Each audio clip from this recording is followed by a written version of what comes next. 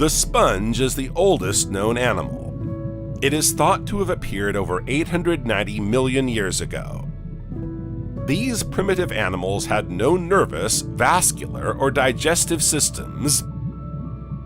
Over several million years, these primitive animals evolved into the first, more complex animals during the Ediacaran period 600 million years ago.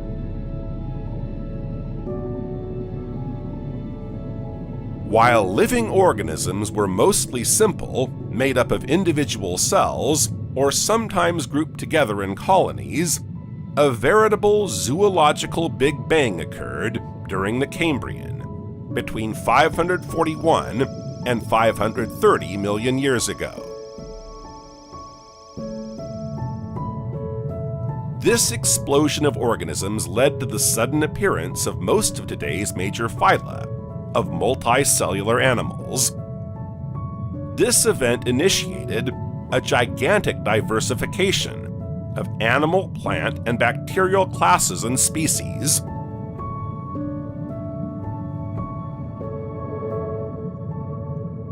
The Earth consists of a single continent, Rodinia, surrounded by an immense ocean called Morovia. But this supercontinent is beginning to break up, and new pieces of continent are appearing. The largest of these will occupy most of the southern hemisphere, Proto-Gondwana. To the north, the other pieces form a large archipelago, with Laurentia, Baltica, and Siberia. The planetary climate is warm, around 25 degrees Celsius or 77 degrees Fahrenheit. In the center of Laurentia, Baltica, and Siberia, an ocean called Iapetus forms. In its shallows, animal life explodes. Most were soft-bodied animals such as worms and sponges, but there were also the first arthropods, distant ancestors of today's insects and crustaceans, ancestors of future cephalopods, as well as animals that had no descendants. They all evolved on the ocean floor. This new fauna now possesses internal and external organs such as eyes, legs, digestive system, antennae, mouth apparatus. A food chain now exists. Microorganisms such as trilobites form the bottom of this chain, and at the very top is a super predator, Anomalocaris. Anomalocaris is a genus of arthropods and the first known predator in the history of life. Its distinctive feature is its large, complete visual organs, compound eyes. 2 to 3 centimeters or 1 inch long, they have 16,000 facets. Its eyesight, though primitive, enables it to distinguish potential prey, which is already a formidable evolutionary asset. Its long, narrow body measures less than a meter. It is covered by a mineral-free exoskeleton and possesses a toothy mouth, flexible legs, and a long V-shaped tail, which must have enabled it to propel itself swiftly through the water. Its 28 lateral fins are arranged in pairs.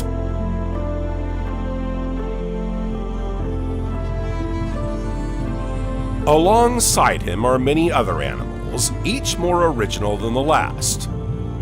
Less spectacular in terms of size, Hallucinogea sparsa has a long, slender, worm-like body, measuring up to 3 centimeters or 1 inch.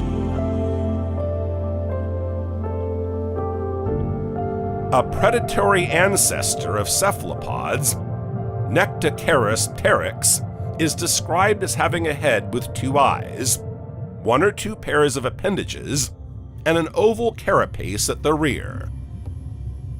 But the specimen that really catches our attention is the famous pangea, a species of worm or eel just a few centimeters long.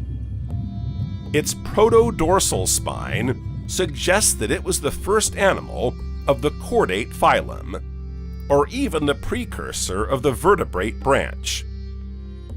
Today, however, there is no unanimity on this last point.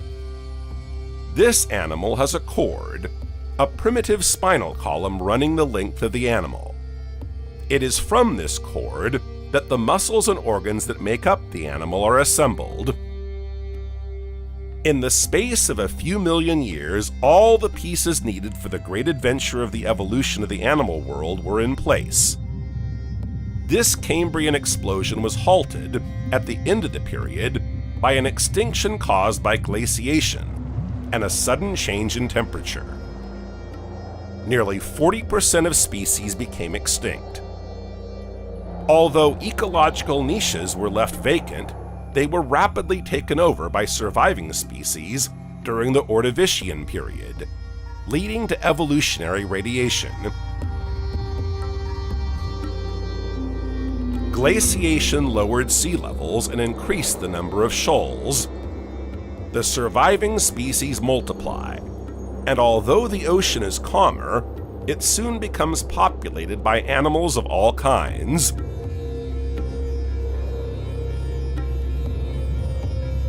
The families and genera of marine organisms multiply. This is the event of the Great Ordovician biodiversification.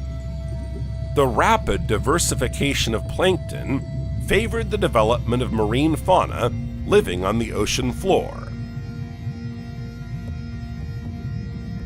Crinoids, bivalve brachiopods, and trilobites multiply, but new arrivals also develop. Corals colonize the oceans and build coral reefs. They enrich the marine fauna.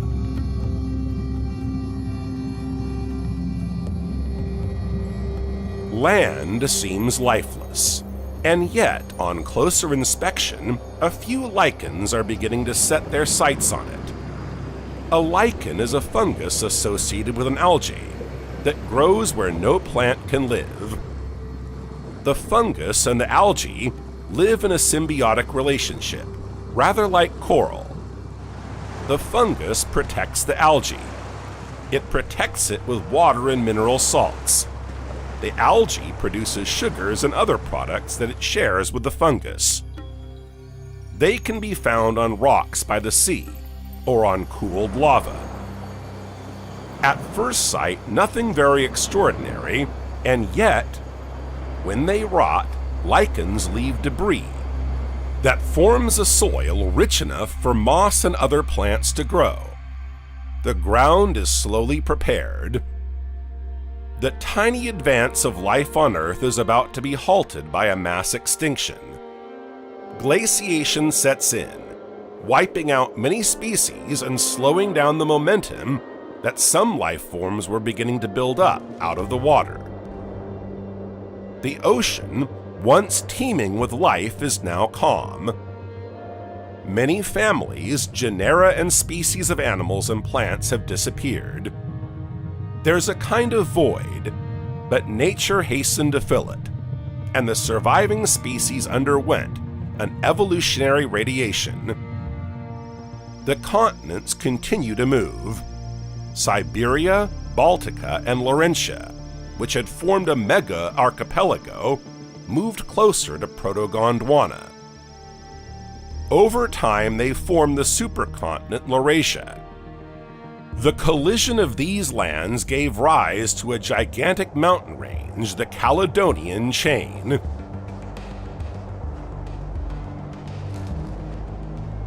Then the ice began to melt. Ocean levels rise, and certain species develop considerably. With the ice cap gone, the climate becomes mild again, with temperatures around 20 degrees Celsius or 68 degrees Fahrenheit. What about the mainland? We find the lichens that were already starting to appear before the extinction. The first mosses are now appearing, and the flora will begin to establish itself out of the water.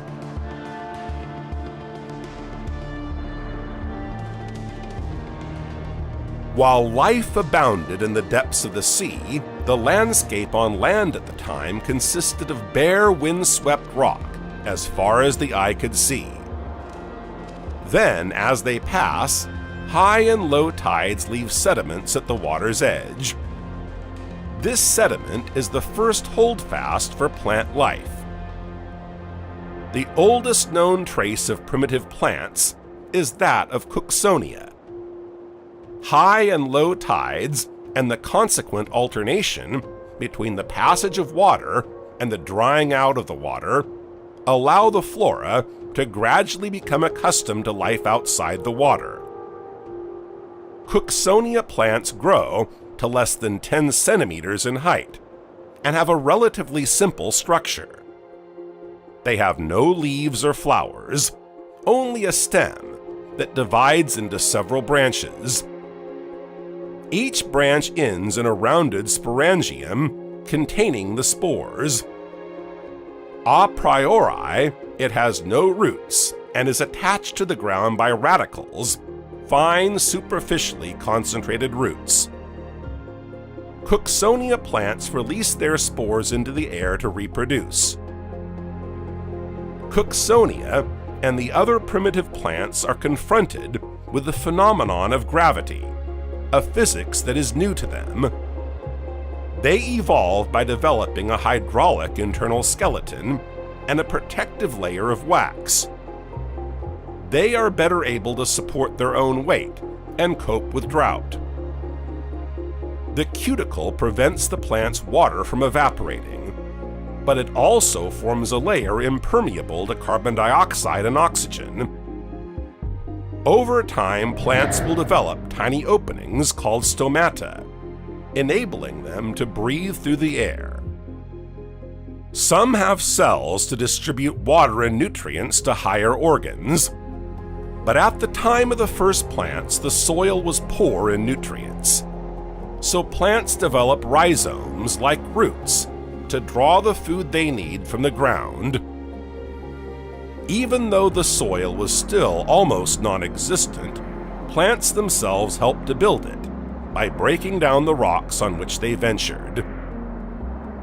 A little later, they develop outgrowths to increase the surface area exposed to solar energy.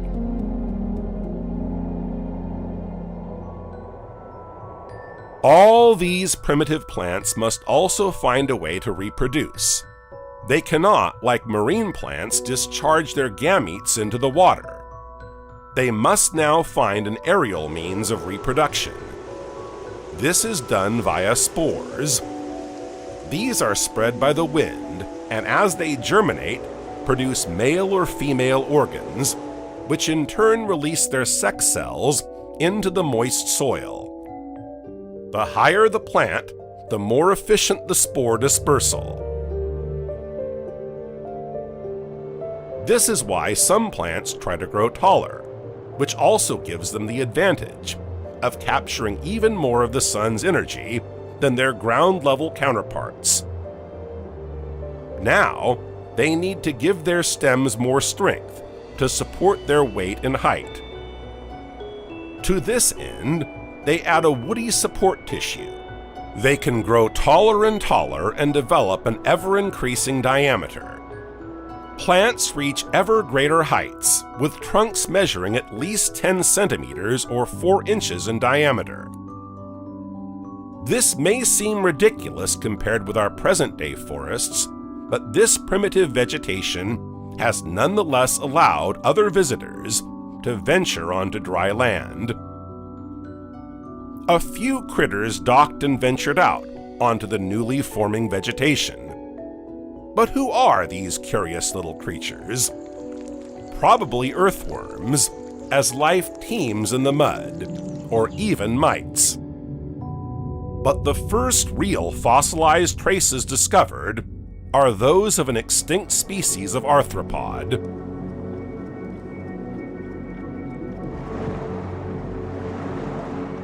The ebb and flow of the sea washes all kinds of organic waste and corpses onto the shore. This highly attractive food is a great incentive for carnivorous organisms to leave the waters. What's more, the desert is slowly becoming clothed in mosses, lichens, and other primitive plants, a tempting exploration ground for certain organisms. Curious, tiny, and discreet inhabitants shelter between grains of earth and roots beneath a layer of decomposing vegetation on which they feed. Primitive insects swarm in the midst of this growing vegetation. At first, the largest are no bigger than a few millimeters. They look like springtails, the pan-crustaceous jumping arthropods that populate our land today. Some are carnivores, feeding on the corpses of other animals, and others feed on plants, but none seem to attack them until they have rotted. Living plants certainly contain toxins they couldn't survive. It is these little beasts, so insignificant at first sight, that will eventually populate the whole Earth. Today, there are over 1.3 million known species of insect. They occupy almost every ecological niche. But this dominance didn't happen overnight. Although insects diversified very early on, in the Carboniferous period, they were initially present in small numbers. Anomalocaris obanensis belongs to the myriapod genus, closely related to millipedes. Its fossil was discovered in Scotland. Its legs have not been preserved.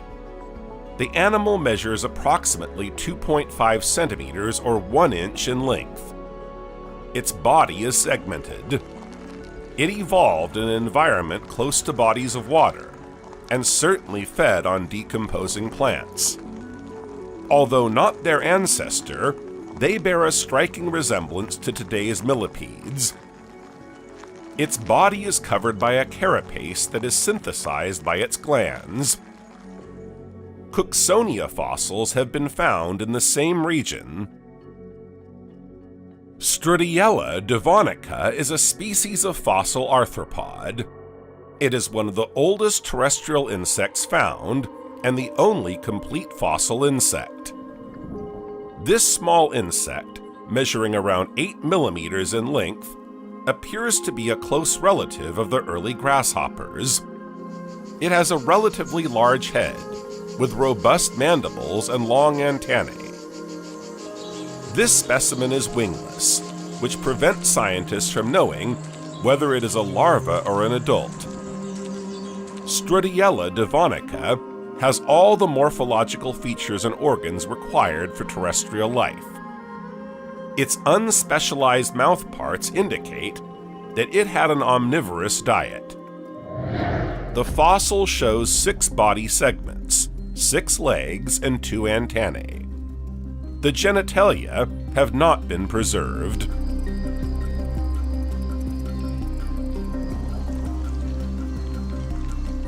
The first arthropods to set foot on Earth were faced with a number of difficulties. They needed a structure strong enough to support them, as well as arrangements to protect them from ultraviolet light and desiccation. They also needed to find food. Surprisingly, most arthropods are carnivores, and few are herbivores. And to satisfy carnivores, prey must be available. Dry land is still relatively devoid of life, and the first arthropods may have had to make do with fungi, molds, or rotting leaves. The first plants were therefore not a source of food, but they helped to shape the first ecosystems that gradually spread across the land. At the same time, as life was gaining ground on land, it was demonstrating real innovation in marine organisms. The Devonian is reputed to be the period known as the Age of Fish. Numerous gigantic armored fish, known as placoderms, crisscrossed the oceans, including Bothriolepis, Silurians, and Dunkleosteus. While life on land is represented only by small organisms, life in the oceans is luxuriant. Its evolution was not unrelated to the emergence from the sea. Placoderms are the vertebrates that dominate the marine world. They are highly diversified, frequenting both reefs and the open sea. They feed on algae, mollusks, and other fish. They owe their name placoderm to the plates that cover their skin. Their head and thorax are covered by a thick bony armor that protects vital organs such as the eyes, brain, and heart from predators. Their enormous jaws, made of bone with sharp edges, are like pincers that can cut their prey in two. Although placoderms were the first to be equipped with jaws, they still lack teeth.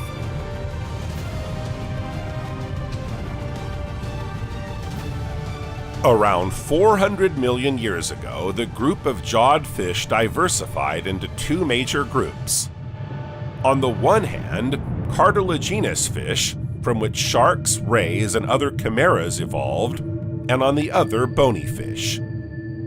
Subsequently, bony fish are divided into two groups. Bony fish, known as actinopterygians, have fins with keratin rays, the protein that makes up hair, nails, and horns.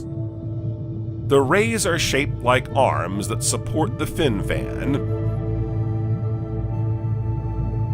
Alongside them, bony fish with fleshy or lobed fins are called sarcopterygians. Their fins are characterized by bones that form an articulated internal skeleton. The ventral fin bones are identical in number and position to those of the tetrapod extremities. This new form of fin is now articulated around a single element, the other rays having disappeared. It's not yet a leg, but it sure looks like one. The fin ends in a soft veil of scales. Panderichthys is an extinct genus of sarcopterygians that is considered an anatomically transitional form in the evolution from fish to tetrapod. The internal skeleton of the pectoral and pelvic fins is reminiscent of Huridian limbs. The best-known species is Panderichthys rhombolepis, which resembles a modern-day catfish. It measures between 90 and 130 centimeters or 50 inches. It has primitive lungs. This species marks an important stage in the adaptation to terrestrial locomotion, since its fleshy pectoral fins are prototypes of tetrapod limbs. This suggests that the transition to tetrapod locomotion, which relies on hind limb propulsion, went through a stage of forelimb support accompanied by body undulation. In fact, the pelvic fins of Panderichthys rhombolepis are primitive and do not allow it to take support. A few million years later, the veil at the end of the fin would evolve into a revolutionary structure in living organisms: fingers. Meanwhile, vegetation continued to grow.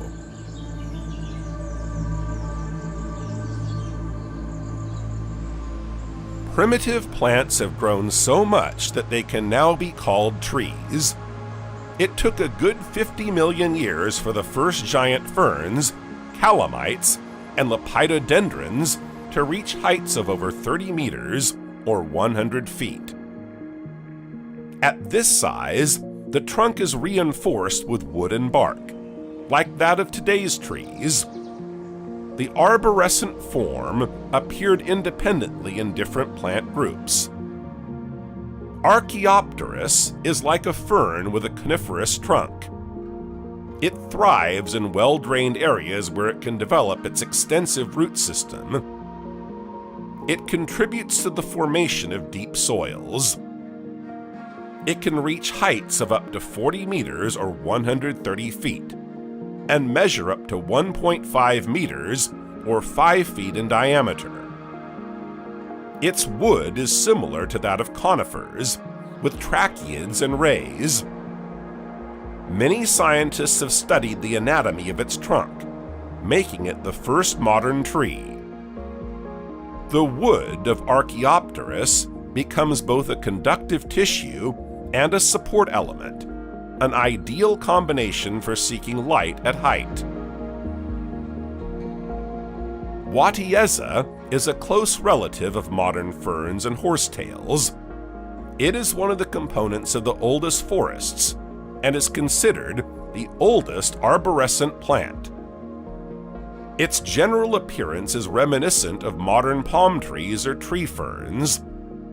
It can reach heights of up to 8 meters. Instead of leaves, Watieza has fronds located in the crown in a vertical position and positioned helically on the trunk. In some plants, fronds play the role of leaves. They are often large and divided into segments. As it grows, Watieza loses its fronds, leaving scars on the surface tissue of the stem. The trunk is rather thin, with grooves in the area around the crown, the scars of the lost fronds. This tall plant remains upright thanks to its inverted conical morphology and the large number of small roots that penetrate perpendicularly into the soil. One representative of the first forests is the Gilboa petrified forest in the United States. This forest was discovered during the excavation of a quarry to build the Gilboa Dam. Hundreds of large fossilized stumps preserved in the rock were identified. It would take several years of study and research to understand this forest a little better. The bases of the trees making up the forest are bowl-shaped, and their diameter can reach up to 2 meters or 7 feet. Thousands of roots surround them.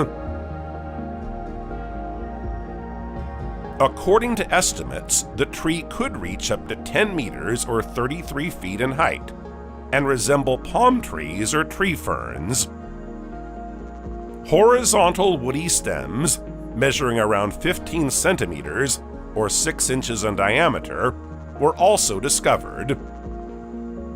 These are creeping trunks of a neurophytalian progymnosperm, previously known only for their upright branches.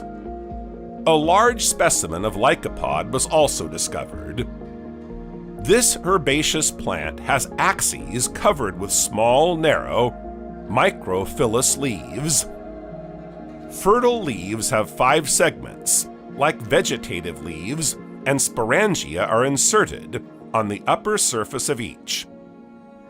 This primitive forest already displays extraordinary complexity.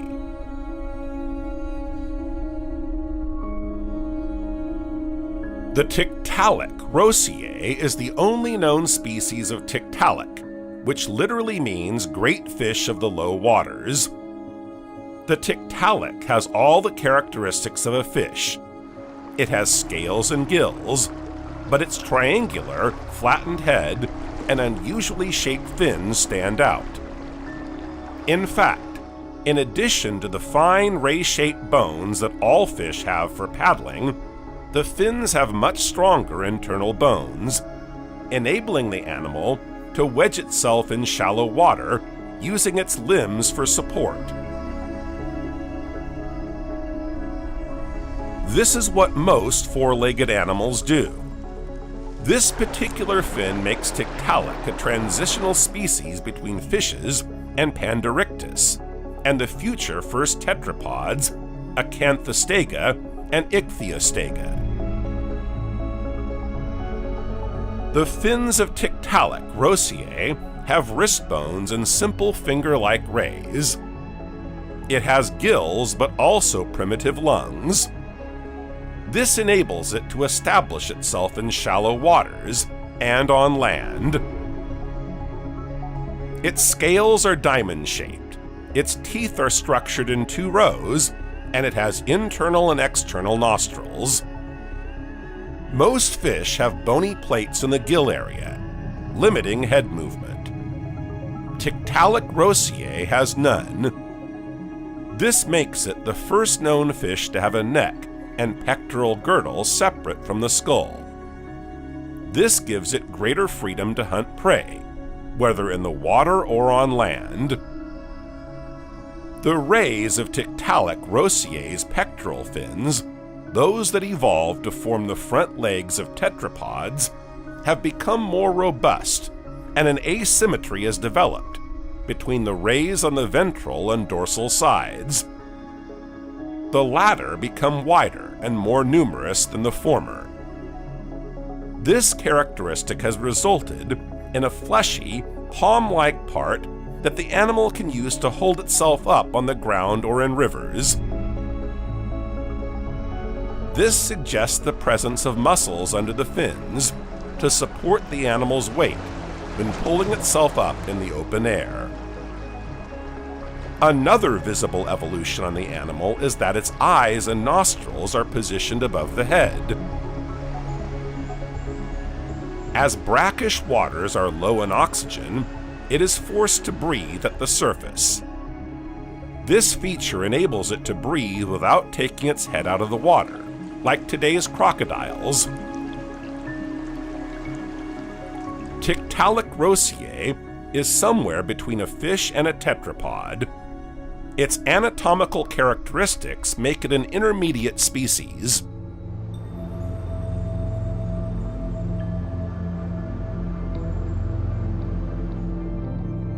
Acanthostega and Ichthyostega were among the first tetrapods, defined as legged fish.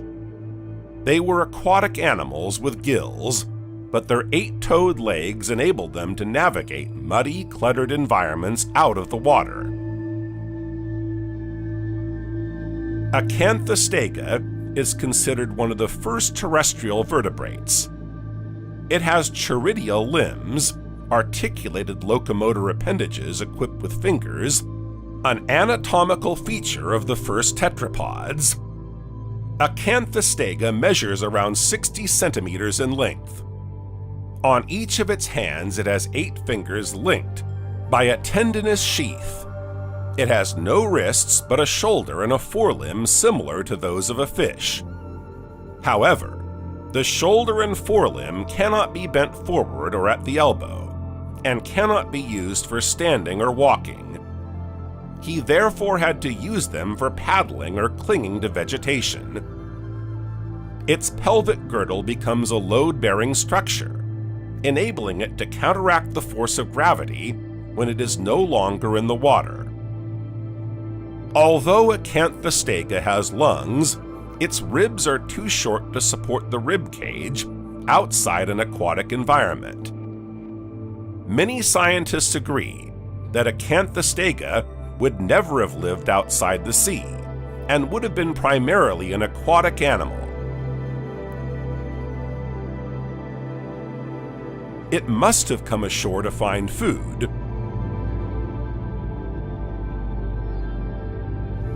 Its jaw shows a difference from that of fish, which would have enabled it to feed on food either out of the water or on land.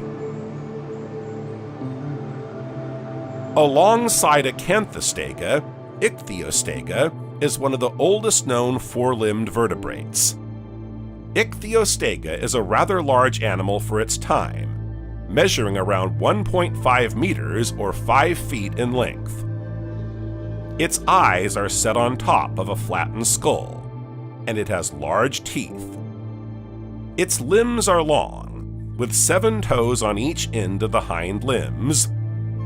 The morphology of its shoulder and pelvic girdles is more robust and better adapted to terrestrial life than that of Acanthostega. Its vertebrae are also stronger. How did the fingers get added to the limb tips of these early tetrapods? Were the fingers pre-existing elements, or did they transform and evolve over time? The latest research suggests that the fingers originated from abnormal growth of the fin tips. In the fish embryo, the fin tips form the apical ridge through which the bony rays of the fin are formed. Once all the rays have formed, the ridge peels off, stopping the construction of new bony structures on the fin. The fin then forms a veil and completes its development. The anomaly that led to the development of the fingers would have been that the apical ridge failed to detach. After forming the bones of the arm, forearm, and wrist, it then went on to build the phalanges. With their fingers, Acanthostega and Ichthyostega were able to survey muddy deltas dotted with plants and tree branches. They were able to spread branches and wade through mud, as well as move from one arm of a river to the other. Their life remained essentially aquatic. Their legs are still not very functional, as the absence of joints makes them very rigid. As they have no ankles, they are unable to extend themselves. These protopatties are therefore only good for carrying fish and being used as paddles for travel. Finally, at the end of the Devonian period, 360 million years ago, these legs came in very handy.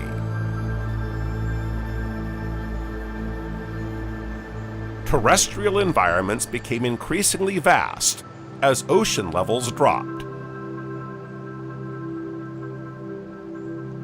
Acanthostega and Ichthyostega, along with their tetrapod congeners, are able to reach isolated bodies of water and rivers.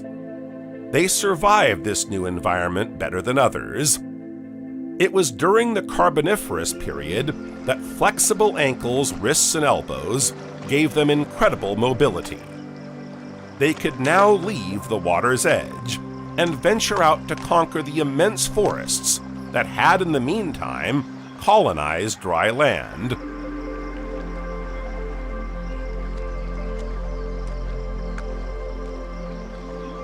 Soon after Acanthostega and Ichthyostega, sea scorpions and spiders reached dry land.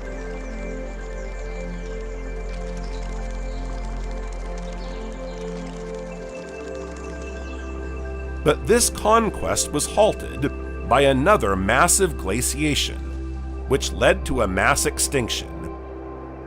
75% of the species that existed in the Devonian disappeared.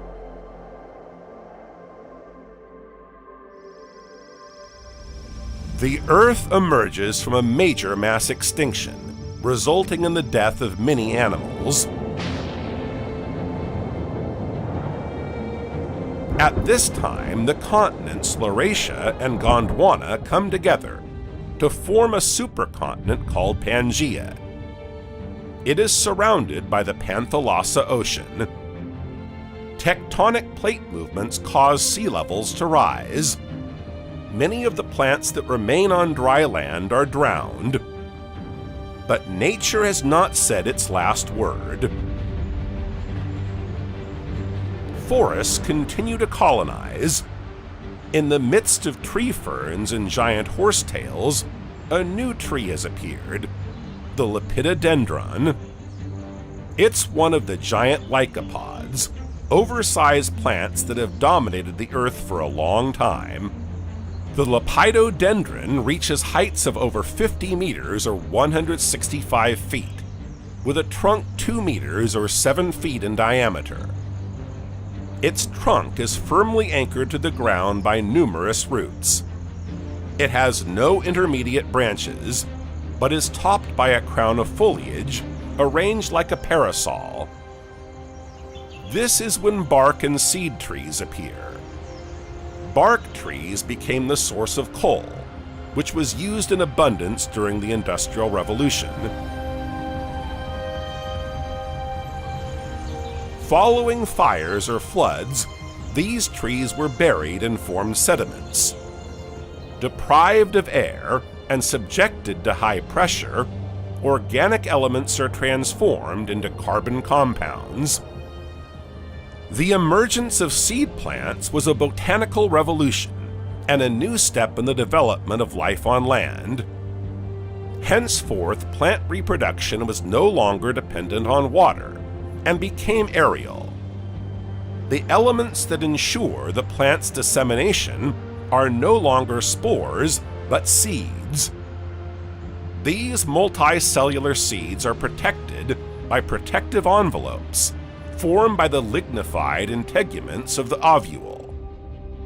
They contain not only an embryo, but also the reserves such as carbohydrates, lipids, and proteins needed for its development during the early stages.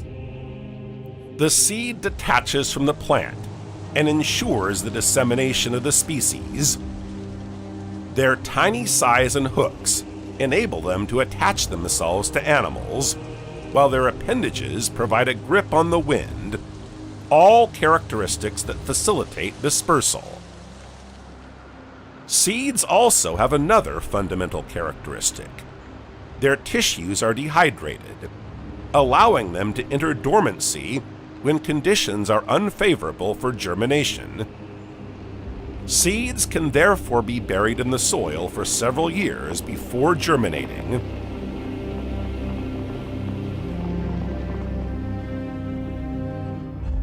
Animals continue to develop and adapt to dry land. In the mid-Carboniferous, sea levels drop again. The extension of terrestrial environments isolates bodies of water. But tetrapods now have limbs that can bend, and they adapt very well to this new environment.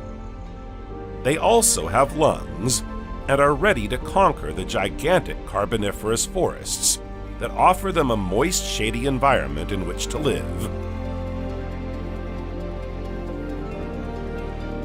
Amphibians were the first tetrapods. They were able to live both in water and on land. They had lungs to breathe air, but they also had to lay their eggs in water. But a new phylum appeared during the Carboniferous period, the reptiles. These were the first tetrapods to be fully adapted to life on land. They had a body covered in scales that protected them from predators and the elements. They also laid their eggs on land. Insects developed rapidly during this period.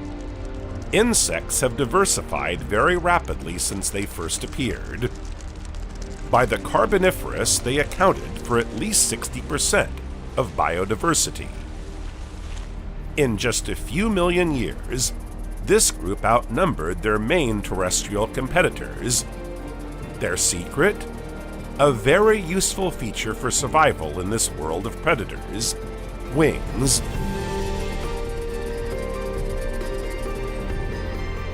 The group of wingless insects known as apterygotes represents just 1% of today's insects. Their congeners have largely overtaken them. The appearance of wings is difficult to date and explain. Perhaps they were gills, modified to enable aquatic organisms to fly short distances? This is just one hypothesis among many. What is certain is that thanks to their gravity-defying wings, insects were the sole masters of the air for several million years. Although flora, with the appearance of seed plants, gradually freed themselves from the aquatic environment, animals remain dependent on water for their food, and above all for their reproduction. A major innovation occurred around 310 million years ago with the appearance of the amnion. This is the envelope that allows the amniote embryo to develop in a liquid environment. Its innovative feature is that it can be laid out of the water. The embryo is thus protected from drying out and shocks. At the same time, some animals are equipped with a dry, more or less watertight skin help to slow down water loss through the skin. Several groups of vertebrates, such as reptiles, birds, and mammals, were equipped with an amniotic sac. These groups of animals can now move away from the aquatic environment, as can amphibians, which remain water-dependent. The amniotic egg, combined with the waterproof skin of the first reptiles, enabled them to venture into continental areas previously inaccessible to them. They diversified, giving rise to numerous groups such as crocodilians, turtles, lizards, snakes, birds, and mammals.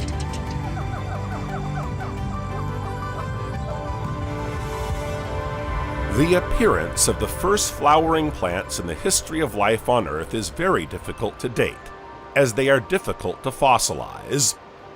Nonetheless, they play an essential role for the plants that bear them, attracting insects for pollen dissemination.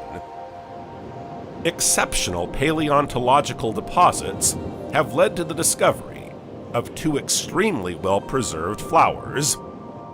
The first, Archifructus, resembles today's water lilies, but its anatomical organization remains unclear. The second, Montsechia, has long, narrow stems. Numerous fruits are found throughout the plant. These primitive flowering plants have little in common with the more classic flowers we know today. Since they first appeared, flowering plants have continued to diversify. Today, there are over 270,000 species in all environments, whether on land or in water. They range in size and shape from orchids to oak trees. By comparison, the fern group comprises 10,000 species, and the pine and associated species group around 750. And yet, these two groups are much older than flowering plants. The latter are therefore a true evolutionary success story. This is perhaps due to the way flowering plants reproduce, enabling them to rapidly colonize all types of environment. Fauna and flora are now well established on land. Although they will suffer disasters over the years, leading to more or less profound modifications, nothing will totally wipe them out. What are the effects of this outflow of water on the Earth?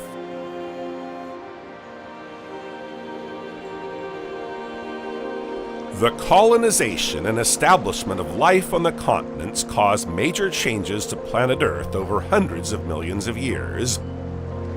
Land plants were the first to colonize the Earth outside water. Their roots contribute to soil formation. They break up rocks, facilitating the concentration of organic matter. Soils are essential for plant growth and have important geological implications, particularly with regard to erosion and land stability. Plant roots help prevent soil erosion by stabilizing the soil. Forests and meadows help to slow the flow of water. Particles transported by watercourses can thus be sedimented. This contributes to the formation of sedimentary rock. Certain living organisms, such as lichens and bacteria, promote the chemical alteration of rocks by releasing organic acids that can dissolve minerals. As a result, rocks disintegrate and soils are formed. Living organisms are mainly made up of carbon, hydrogen, nitrogen, and oxygen. When they die, organic matter is decomposed by microbial activity. If this happens in an aerobic environment, all the carbon is converted into carbon dioxide, and mineralization is complete. If, on the other hand, this takes place in an anaerobic environment, mineralization stops as soon as all the oxygen initially present has been consumed. Most of the biomass undergoes total mineralization. The remaining 1%, which sediments is the source of oil, natural gas, and coal. In this way, the accumulation of plant debris in rapidly sedimenting areas during the Carboniferous period created large reserves of carbon that are used today in the form of coal. The weathering of limestone can then be accelerated, leading to the formation of caves. Caves are underground voids of varying sizes. Microbial activity in the soil contributes to the production of carbon dioxide.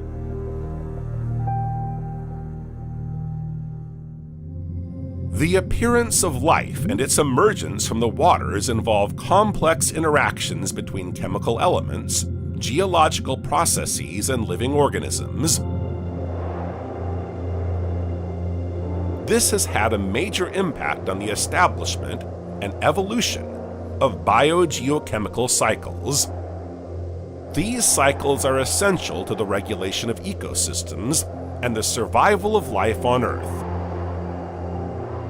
Biogeochemical cycles are the processes by which elements or chemical compounds are transported or transformed between the major terrestrial reservoirs, the geosphere, atmosphere, and hydrosphere, in which the biosphere is found. Through a series of processes, elements move from one medium to another, returning to their original environment in an infinite recycling loop. Living organisms need a constant and regular supply of essential elements such as carbon, hydrogen, oxygen, nitrogen, phosphorus, and sulfur to ensure their survival. Elements circulate continuously from one environment to another, from one form to another. They are found in soil, atmosphere, water, and living tissue. This continuous circulation is known as the biogeochemical cycle. These cycles combine biological, chemical, and geological processes. Biological processes are defined as respiration or digestion. Chemical processes are combustion or synthesis reactions. The latter two take place over relatively short periods of time. Geological processes, on the other hand, occur over much longer timescales and are defined by erosion or sedimentation.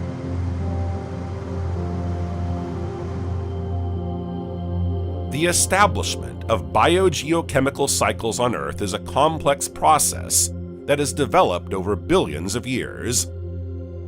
These cycles have evolved in response to interactions between chemical elements, geological processes, living organisms, and terrestrial, aquatic, and atmospheric environments.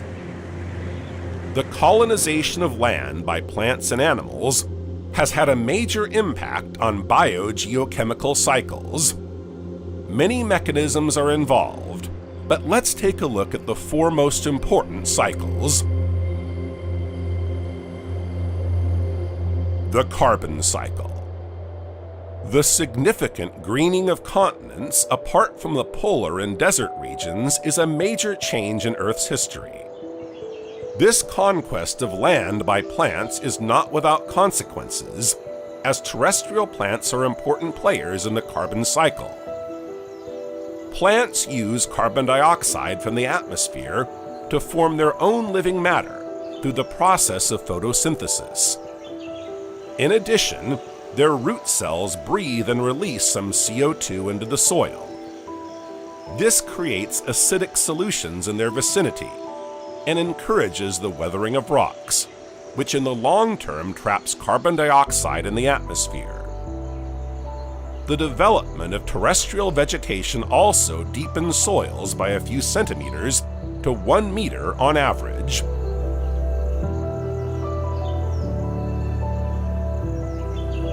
The increase in continental vegetation has reduced the greenhouse effect and cooled the climate. In the long term, dead organic matter accumulates on the soil in the form of plant biomass, helping to form soils rich in organic carbon. This is then buried and transformed into fossil fuels, such as coal, oil, or natural gas. This transformation requires soil carbon sequestration,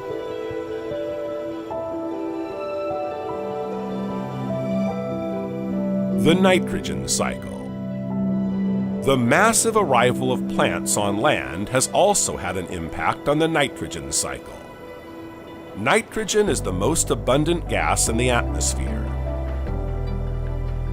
Today's air contains 78% of it. This element is essential to the functioning of living organisms, since it is used to make proteins and produce the nitrogenous bases present in DNA. However, it cannot be directly assimilated in its initial form by most living organisms. We must therefore rely on bacteria to transform atmospheric nitrogen into a form that can be assimilated by other organisms. Through its biogeochemical cycle, nitrogen passes from one form to another. Bacteria, such as cyanobacteria and rhizobium, which live in symbiosis with plants, capture atmospheric nitrogen and transform it into ammonia, which is then used directly by plants and animals and reacts with hydrogen to form ammonium.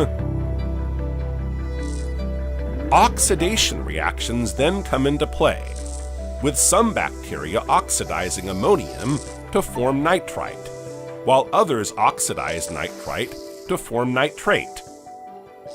Transported in soil or water, nitrate and ammonium are captured by plants through their roots. Nitrogen now fixed on plants is available to herbivorous animals and is passed on in the terrestrial food chain.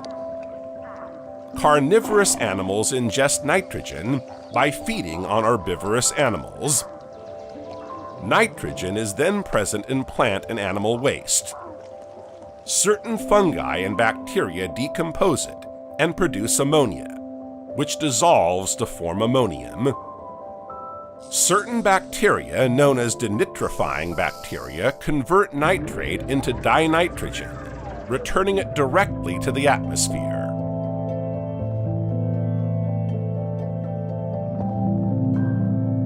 The phosphorus cycle. The phosphorus cycle was greatly disrupted when living organisms colonized dry land. Phosphorus is essential to life. It is a basic material in DNA, bones, shells, and teeth. The phosphorus cycle is sedimentary, meaning that it does not involve atmospheric processes, as it has virtually no gaseous components. The main source of phosphorus is the erosion of sedimentary rocks. Under the action of rain and wind, small quantities of phosphorus escape from the rocks. It is released in the form of dissolved phosphate and enters the food chain, starting with plants. The latter directly assimilate this essential element for their growth. Herbivores then feed on the plants, which are then eaten by carnivores. Phosphates are returned to the soil via animal feces and urine, as well as through the degradation of animals and plants once they have died.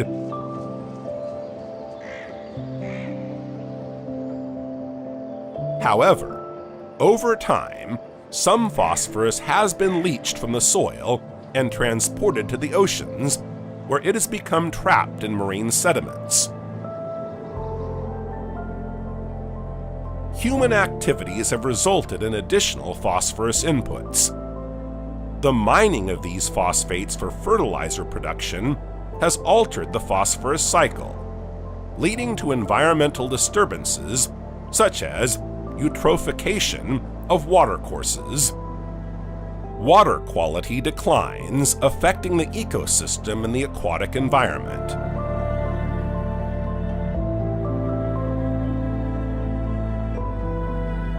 The water cycle.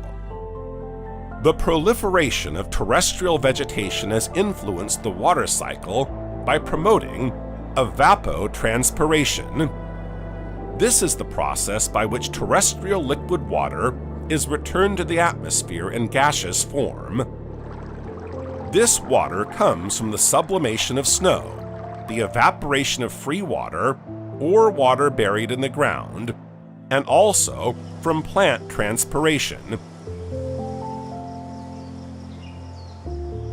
How do plants, and trees in particular, transpire? You've probably noticed how nice and cool it is in the heart of a forest when it's hot. A tree actively cools the surrounding air, like a parasol, which simply reflects the sun's rays.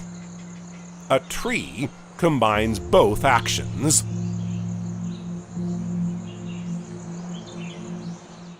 To grow, plants need nutrients and CO2, which they absorb and store through photosynthesis. Sap circulates through the tree, transferring mineral salts to the leaves for photosynthesis. Transpiration is the driving force, transporting water and nutrients to the leaves. Sap flows are regulated according to plant needs and climatic conditions. Transpiration takes place in the leaves, at the stomata, and in the lenticels on the bark of trunks and branches. Depending on environmental conditions, stomata may close to avoid excessive water loss. Nevertheless, the quantity of water released by a tree during evapotranspiration is very significant.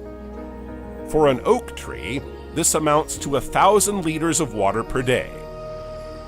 Evapotranspiration is an essential component of the water cycle.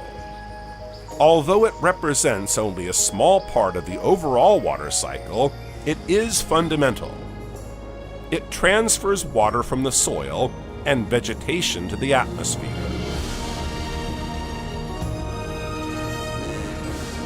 At present, urbanization, deforestation, and other practices that make soil impermeable reduce evapotranspiration and alter the water cycle by altering the infiltration of water into the soil. The consequences are flooding, reduced groundwater reserves, and changes in precipitation patterns.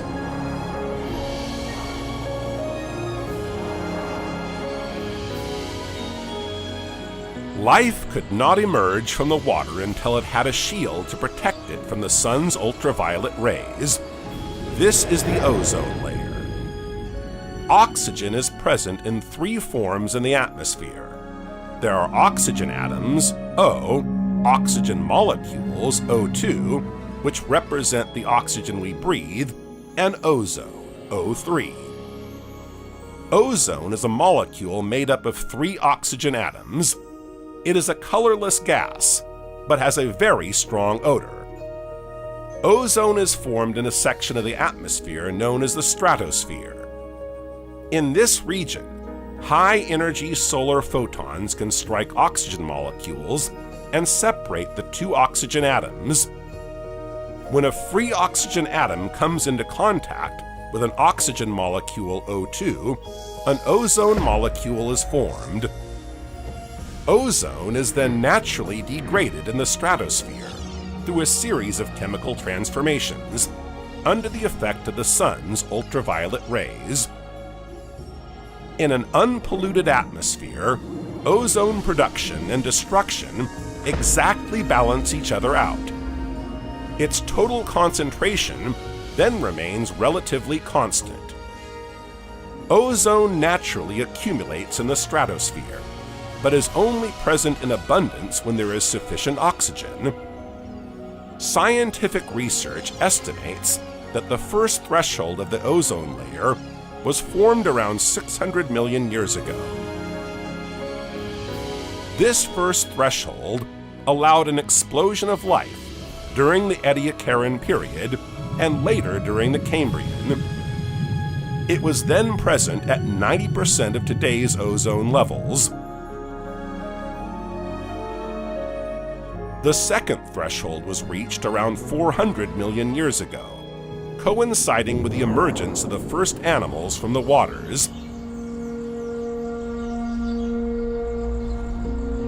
The molecules making up living matter are photosensitive, which means they can be destroyed by certain types of radiation, such as ultraviolet light. Ozone absorbs a large proportion of ultraviolet rays, protecting living organisms from their harmful effects. When the Earth was first formed, it was covered in volcanoes, and the atmosphere consisted mainly of carbon dioxide and methane. There was no oxygen or ozone. In those days, without an ozone layer, the sun's ultraviolet rays reduced all organisms to aquatic and simple single-cell life. Around 600 million years ago, the accumulation of oxygen by cyanobacteria and other oxygen-releasing organisms enabled the atmosphere to reach a first threshold of oxygen, and thus ozone. When the first terrestrial arthropods emerged from the waters around 400 million years ago, the second threshold, equivalent to the present one, was reached. The oxygen produced by living organisms such as plants and the first forests slowly reached the upper layers of the atmosphere, where it was degraded by ultraviolet radiation, giving rise to ozone.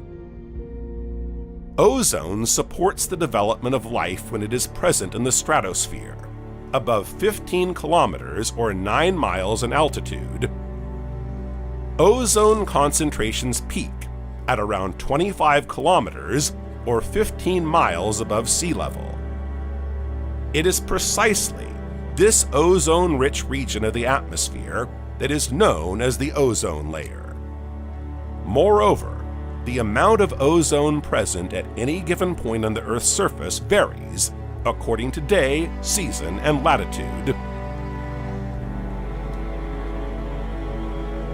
The emergence of life forms from the water represents a quantum leap in the evolution of life on Earth. If this has been possible, it's because life on land has many advantages over life in the water, although this largely depends on the needs and preferences of the organisms in question. Terrestrial organisms have direct access to atmospheric air, which is far more abundant in oxygen than that dissolved in the aquatic environment. This facilitates air breathing. What's more, air is less dense than water. Land-dwelling organisms don't have to fight against buoyancy, allowing for a greater diversity of body shapes and structures. On land, solar energy is harnessed to a greater extent, and body temperature is more easily regulated. Its direct use for photosynthesis is an advantage over aquatic organisms, which receive limited energy from the depths.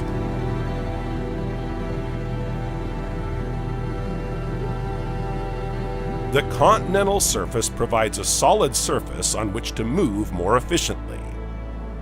Exploration of different environments and hunting are easier. And living organisms can now dig burrows, build nests, and hide under natural shelters to protect themselves from predators or adverse weather conditions. Food resources such as terrestrial plants are now more accessible.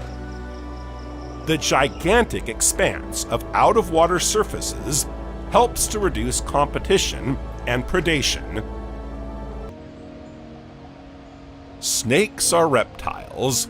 Their origins can be traced back to their history. This began towards the end of the Primary Era, around 340 million years ago, and developed during the Secondary Era, when many groups became extinct. While giant reptiles such as the famous dinosaurs, pterosaurs, and plesiosaurs did not survive, snakes did. In fact, they are a true evolutionary success story, numbering some 3,500 species today. By comparison, crocodilians number around 20, and turtles around 350. They have conquered the most varied environments, including deserts, marine environments, forests, and all continents except Antarctica. Their shape and their locomotor and dietary adaptations make snakes highly specialized reptiles. Could this success be due to the loss of their limbs, which gives them a considerable advantage by enabling them to move around in many different environments? Perhaps, but not only. The evolution of their skull skeleton has enabled them to capture very large prey, and the acquisition of a venomous apparatus is a significant advantage. It is undoubtedly in all these improvements that we find the reason for their evolutionary success. One of the oldest fossils attributable to reptiles dates back over 300 million years. This small animal, some 20 centimeters long, is depicted with a massive anapsid-type skull, found today in turtles. Anapsids gave rise to two main groups, synapsids and diapsids. The synapsids later became mammals. Among the diapsids are the ancestors of snakes. The oldest known diapsid dates back some 300 million years. Petrolacosaurus cancensis measures 40 centimeters or 16 inches. It is certainly terrestrial and insectivorous. This little lizard lived at the end of the Carboniferous period, when the planet's atmosphere was rich in oxygen. Forests were lush and predators were giants. He feeds on the small insects they unearth in the vegetation, but he himself is prey. He is to contend with predators such as Meganura, a giant dragonfly measuring 1 meter or 3 feet in length and 70 centimeters or 28 inches in wingspan. The Huridia, a kind of giant scorpion that could reach up to 2 meters or 6.6 feet in length for the largest specimens. The diapsids subsequently divided into two major groups, the archosaurs and the lepidosauramorphs. The first group includes dinosaurs and pterosaurs. Today, only crocodiles and birds, descendants of certain dinosaurs, remain. Lepidosauramorphs include pliosaurs, ichthyosaurs, and other placosaurs, which are aquatic animals, as well as lepidosaurians with sphenodontids, lizards, amphisbaenes, and snakes. These last three groups are the most closely related animals and make up the squamates. Lizard morphology is highly varied. There are lizards with 4 legs and a long tail, and others with elongated, legless bodies. What all lizards have in common is that they have lost the lower temporal arch of their skull. Even burrowing species lack both arches. Amphisbaenes are snake-like burrowing animals. They have a ringed appearance thanks to skin furrows and resemble large earthworms. With the exception of one species, amphisbaenes have no trace of limbs or temporal arches.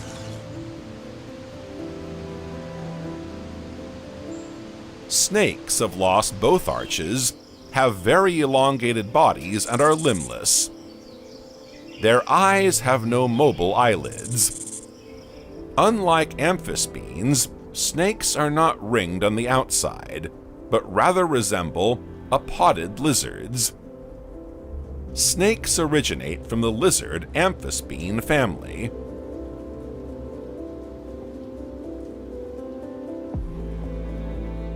Some groups of squamates are thought to be close relatives or ancestors of snakes. Since snakes have been found in fossil form for millions of years, their ancestry is not to be found in any current squamate group. The challenge is to find the group that shares the same fossil ancestor with snakes. Amphisbaenes have been suggested as the closest relatives of snakes among serpentiform squamates. However, due to extremely complex anatomical specializations, herpetologists have refuted this hypothesis.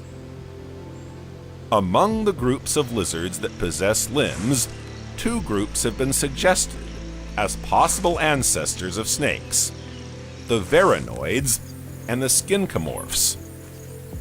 Among the varanoids are the monitor lizards, the heliderms, which are venomous lizards, and a very rare lizard called Lanthanotus, which lives in Sarawak on the island of Borneo.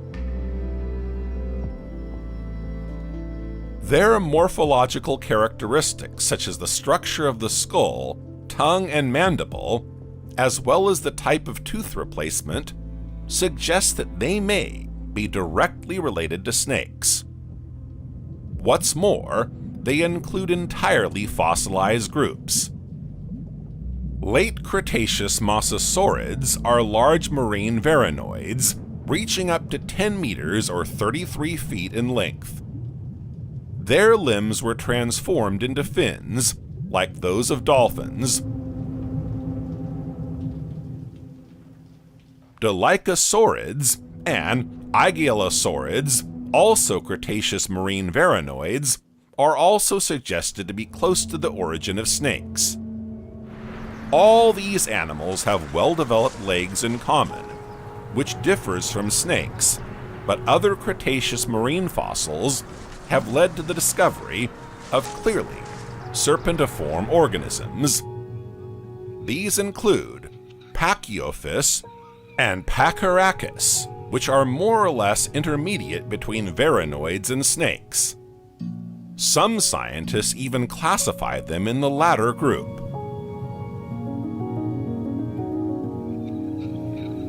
Pachyophyss is a genus of snake that existed at the end of the Cretaceous. It belongs to the Cymeleophidae family. The Cymeleophidae family is characterized by hind limbs and a pelvic girdle.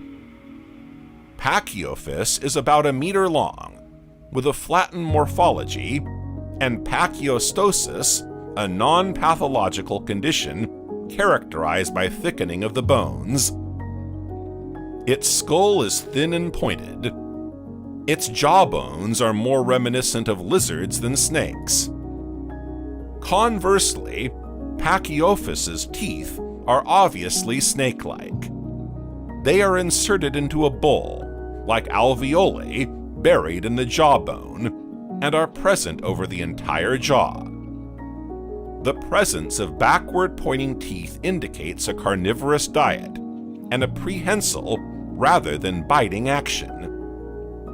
Its jaw structure enables it to grasp and swallow at the same time.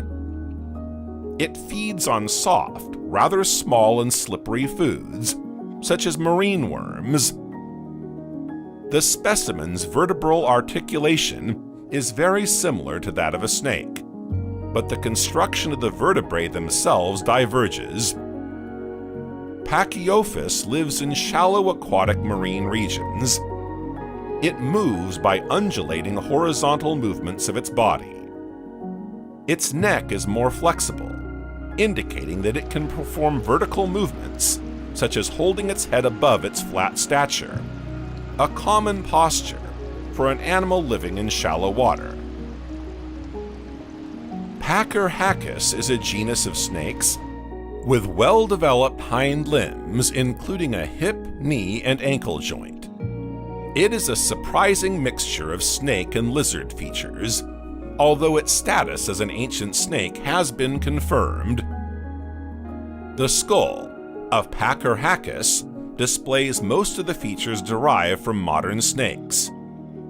Its body is slender and elongated. It was a slow swimmer, and therefore an ambush rather than a pursuit predator. Its narrow head and neck enable it to reduce water resistance, but also to feed in burrows or narrow crevices. Other contenders for the title of snake ancestor are the skinkomorphs. They include a large number of tetrapod lizards, but also some snake-like species. Some herpetologists have speculated that they may share a common ancestor with snakes, since the structure of the brain has similarities with the latter. But the study of fossils has not confirmed this hypothesis. Another possible relationship has been suggested between snakes and Pygopodidae, lizards neighboring the geckos of the Australian region.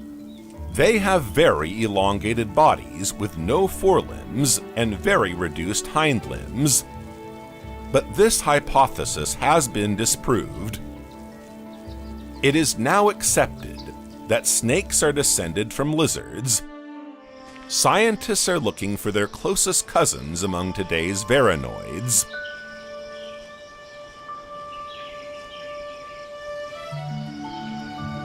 One of the key questions that remains is how lizards came to give rise to snakes. 3 hypotheses have been put forward, with snakes descending either from terrestrial lizards, aquatic lizards, or burrowing lizards. The first hypothesis is that of terrestrial origin. Very recently, a study published by Zhiheng Li and his team in the journal Nature in 2022, and other earlier studies, suggest that the terrestrial hypothesis is still considered likely, as it is supported by the discovery of new fossils of primitive snakes that display terrestrial characteristics. Li's scientific paper describes a new fossil of a primitive snake, Eophis cf. Parvis, which was discovered in the Jiaotang Formation in China. This fossil has been dated to the Lower Cretaceous, around 125 million years ago. The second hypothesis of aquatic origin was put forward because Cretaceous mosasaurs, dolichosaurs, and aguilosaurs were close relatives of the snake strain. These aquatic and even marine varanoids never underwent significant limb reduction. This hypothesis, although not the most supported, is not totally rejected, as fossils that appear closely related to snakes have been found in fossiliferous deposits of marine origin. The third and final hypothesis, generally accepted, is that of an origin from a burrowing form. It is based on the burrowing nature of primitive snakes, but also on the fact that burrowing lizards are often serpentiform. Work on the snake's retina has fueled this explanation. The cranium of snakes is reinforced. All mobility between its various regions and those of protruding elements, such as the temporal arches, is lost. These elements explain the passage through a burrowing phase, since burrowing lizards show the same modifications. Nevertheless, the connection of the upper jaw and palate bones to the skull is not compatible with burrowing activity. The consolidation of the skull may well be the legacy of a burrowing past. Mobility of the upper jaw and palate was only acquired later. The elongation of the body and the loss of limbs are adaptations linked to the burrowing lifestyle, but also to the frequentation of burrows and crevices housing the small mammals on which snakes' ancestors fed. These last two hypotheses suggest that snake ancestors were half aquatic and half burrowing, living in mud like some modern, apodid amphibians.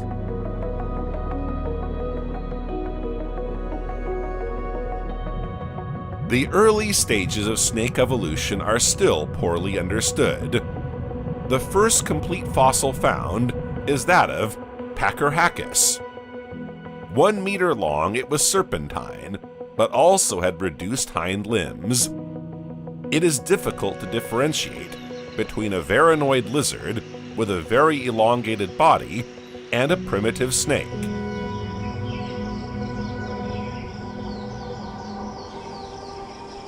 What all present-day snake species have in common is that they have limbless bodies capable of moving on the ground, in the air, and in the air throwing themselves from tree to tree. A Chinese charade fully describes the snake through a question: who runs without legs, swims without fins, and glides without wings? But how did snakes come to lose their legs? The evolution of limbs is generally linked to a type of habitat. In birds, for example, their wings began to evolve as they moved through the air. In the case of snakes, 2 hypotheses are put forward. According to the first, snakes lost their legs when adapting to marine life, while the second hypothesis maintains that this loss was due to an adaptation to subterranean life. In fact, their streamlined shape makes them easier to move around underground. Lizards and snakes dig their tunnels simply by pushing the earth with their heads. Legs just get in the way. According to recent research, notably that of the inner ear of Deinonychia, a type of primitive snake to which we'll return later, the most supported idea would be that the lineages that led to modern snakes lost their limbs when adapting to a subterranean life.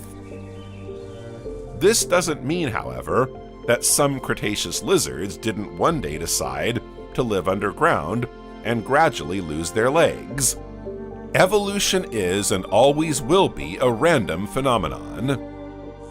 This new subterranean lifestyle reduced certain constraints on the genome of primitive snakes that were previously essential to their survival.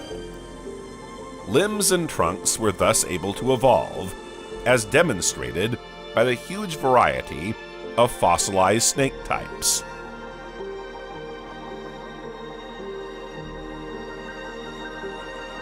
The spinal column of snakes generally comprises between 160 and 400 vertebrae, whereas that of humans has only 33, and that of lizards between 25 and 100. The formation of this highly characteristic anatomical element has been studied through the embryonic development of vertebrates, and in particular, the stages leading to the formation of the spinal column. The blocks of cells that each give rise to a vertebra are called somites. It is from these that the head and trunk of membranous vertebrates are formed. At some point, these embryonic structures differentiate to form the various regions of the vertebral column, from the neck to the tail. In snakes, there is a gene specially named lunatic fringe, which is involved in the multiplication of vertebrae. Combined with other genes responsible for somite formation, the lunatic fringe will cluster cells at the caudal end of the embryo. Once a certain number of cells have been brought together, a somite is formed and moves up the body. The set of genes responsible for somite formation represents the molecular clock of somitogenesis. They regularly switch on and off to form somites.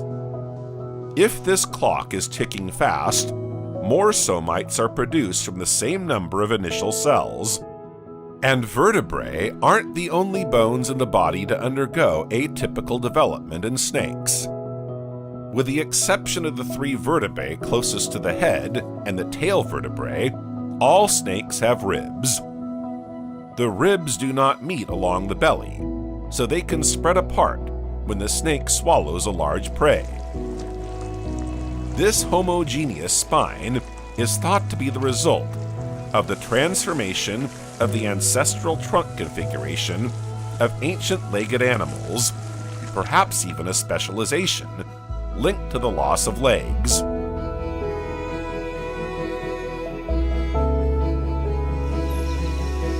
During the course of their evolution, snakes perfected several modes of apodous locomotion, i.e. limbless movement, as well as their prey gripping system. Their evolutionary success is indisputable. Vestiges of pelvic girdles and hind limbs can be seen in the most primitive of today's snakes, such as boas and pythons. These form small projections on either side of the cloaca, but are not used for locomotion. Snakes have adapted their locomotion to a wide variety of environments, which has contributed to their expansion. New joints between the vertebrae have appeared, and the intercostal and skin muscles have become specialized.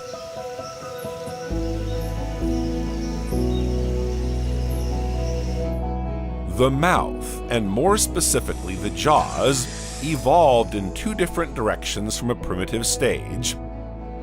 Scolosophids, with their small mouths, capture and ingest small prey. Alethnophids, which account for 90% of today's species, have large mouths, enabling them to ingest prey up to a size larger than their own. Because of their small size, Scolosophids fossilize very poorly, and scientists have little data on their past history. Alethnophids, on the other hand, are more easily visible. This adaptation modified the jaw skeleton, as well as the supratemporal and square bones, which are arranged differently in snakes. Alethnophids, which eat large prey, have developed an innovative mechanism not found in lizards and Scolosophids. A joint between the snout and the rest of the skull allows the mouth to be enlarged to the maximum. This enables them to swallow larger prey in one go.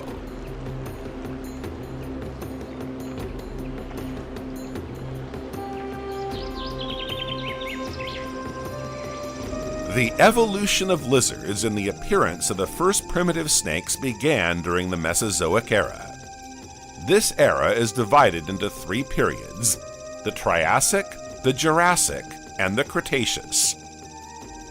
We are in the Triassic, just after the Great Permian extinction. The planet is empty. Some 90% of all life forms, both terrestrial and marine, have disappeared forever as a result of the catastrophe that caused the mass extinction.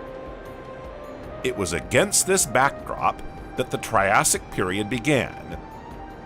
The Earth stretches out like a vast virgin surface, waiting to be conquered. During the previous era, all the continents subjected to tectonic forces had coalesced into a supercontinent called Pangea. Pangea is surrounded by a vast ocean called Panthalassa, which contains all the seas. At the center of Pangea lies a totally isolated Paleocean called Thetis. Pangea is generally warm. No ice caps are in place to cool the planet. The coast is humidified by the ocean, while the interior remains dry. The Hercynian mountain range formed by the collision of Laurasia and Proto-Gondwana influences the climate of the supercontinent. The height of the mountains blocks clouds and causes precipitation. As a result, the climate on either side of the Hercynian chain is very different.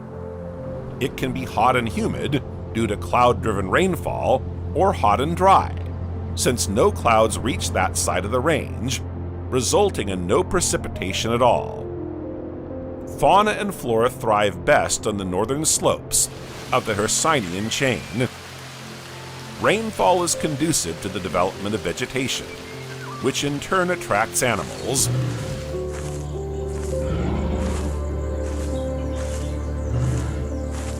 Mosses, gymnosperms, seed-bearing plants, ferns, and lycopods are timidly covering the planet, despite the catastrophe of the Permian extinction. Within a few million years, vegetation flourished again on Pangea. As for the fauna, many ecological niches were left vacant following the Permian extinction. The few surviving species will conquer them. Animals had to evolve and diversify to adapt to this new environment. New species appear. In the oceans, life returns to normal. Within a few thousand years, life was once again abundant. Marine reptiles take off. All this marine fauna remains essentially coastal. Only when Pangea had fragmented would it colonize the open sea.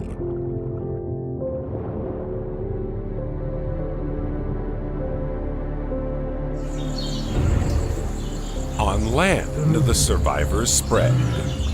At the top of the food chain are archosauromorph reptiles. Some of these gave rise to the archosaurs, followed by the first pterosaurs, insect-eating flying reptiles. The archosaur line also produced the first crocodiliforms, which gave rise to the future crocodilians, and then the first dinosaurs. During the Triassic period, dinosaurs were not yet the giants we know today. One of the largest and most widespread Triassic dinosaurs is Plateosaurus. The largest specimens are around 10 meters long. Mammals are represented by therapsids and dicynodonts, but they gradually declined as a cynodont branch developed. From the therapsid branch emerged the first mammaliaforms, very close relatives of mammals. These appeared at the end of the Triassic, but diversified during the Jurassic. A small, discrete animal remains alongside all these animals. Megachirella, Watchleri, the only species of squamate terrestrial reptile in the Megachirella genus. It measures around 15 centimeters or 6 inches, has a rather robust broad skull, a slightly elongated neck, and long, sturdy front legs. Its general morphology is similar to that of today's lizards. This terrestrial animal may well be the ancestor of the squamates we know today. But if it is to survive, it will have to demonstrate great resistance and adaptability to the events that lie ahead. The Triassic saw the beginning of the breakup of Pangea, which continued throughout the Mesozoic era. A fault appeared at the foot of the Hercynian chain, fragmenting the continent. The waters of the Tethys Ocean, which until then had been contained within the heart of Pangea, rushed into this fault, opening up a vast passage of water that would later become known as the North Atlantic Ocean. Pangea split, giving rise to Laurasia and Gondwana. The Tethys Ocean is now much larger than it was before. Its warm, sun-drenched waters and shallow depths became a veritable paradise for marine life. Following the fragmentation of Pangea, volcanism became frequent, releasing large quantities of methane and carbon dioxide. Global warming followed, triggering a new planetary crisis. 80% of marine and terrestrial species combined disappeared. The Jurassic period opens on an unhappy Earth depopulated of many species. On land and in the oceans, it was a veritable hecatomb. Nevertheless, the climate remained stable, allowing marine and terrestrial flora and fauna to thrive. And as in all mass extinction tragedies, the ecological niches left vacant will soon be occupied by newcomers.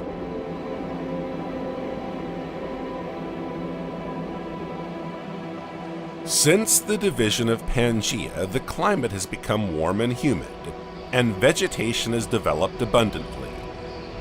Lush green expanses cover a large part of the continents.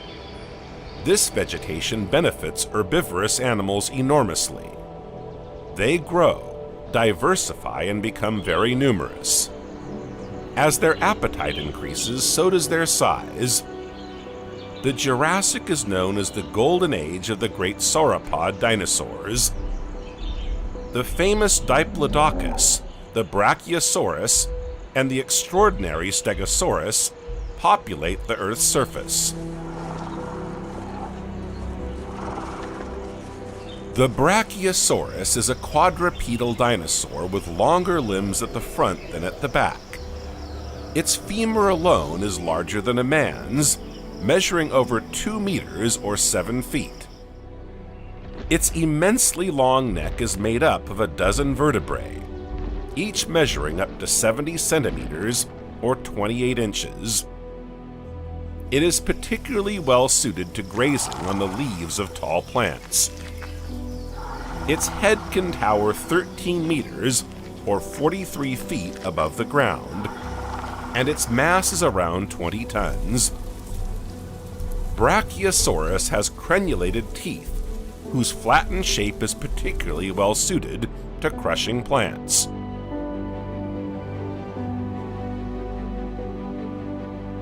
Brachiosaurs are social animals living in herds. These enormous herbivores gathered in the same place are not without displeasing carnivorous predators. While these predators were modest in size in the Triassic, they reached extraordinary dimensions in the Jurassic. The Allosaurus, a carnivorous theropod, could measure up to 12 meters or 40 feet from head to tail, and up to 4 meters or 13 feet in height. The name Allosaurus literally means strange lizard, due to the bumps on its skull. Thanks to its powerful muscles, it can run at speeds of between 30 and 55 kilometers per hour, 34 miles per hour. Its robust limbs are clearly adapted to hunting. It has very powerful claws, and the structure of its tail enables it to maintain balance in relation to its total body weight. Although it can't open its mouth wide, a muscle at the back of its skull gives it the strength to sink its teeth into its prey. The Allosaurus is a formidable predator.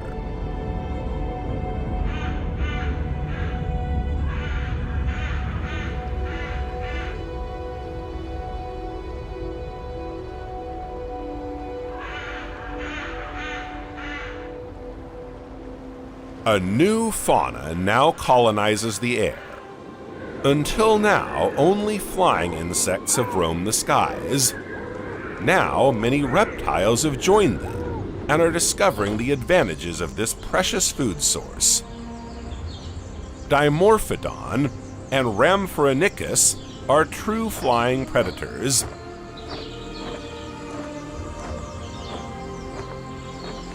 Dimorphodon is a flying animal with an average length of 1 meter and a wingspan of 1.45 meters or 5 feet. Its body structure is fairly primitive, with a very small skull and short wings. The first phalanx of its wing finger is only slightly longer than its lower arm. Its neck, though small, is very flexible. Its wings, proportionately short in relation to its body, make it a poor flyer. As a result, it flies for short periods as it is unable to travel long distances. A discreet little animal, it takes advantage of the abundance of vegetation. He's trying to make his way through all the clutter. It's Parvoraptor, a genus of snake comprising just one species, Parvoraptor estesi.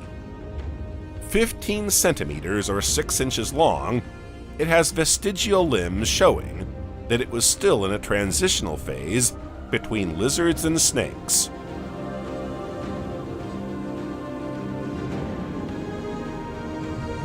In the seas, marine reptiles which had appeared in the previous period reign supreme. They include ichthyosaurs, plesiosaurs, and pliosaurs. Plesiosaurs are large aquatic reptiles. Their long necks and 4 fins enabled them to paddle in oceans, lakes, rivers, and swamps during the Jurassic and Cretaceous periods. The term plesiosaur also includes pliosaurs. Their bodies are more hydrodynamic, with larger heads and shorter necks. The largest pliosaurs, such as Liapleurodon, are as fearsome as the great white shark. Thanks to its gustatory and visual senses, Liapleurodon locates its prey by swimming with its mouth open. Liapleurodon are well adapted to their environment. Its legs enable it to move swiftly through the water at great depths.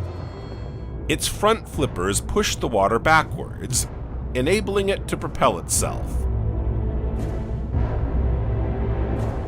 Plesiosaurs and pliosaurs, although they have marine lifestyles, are primarily lizards and must regularly come to the surface to breathe.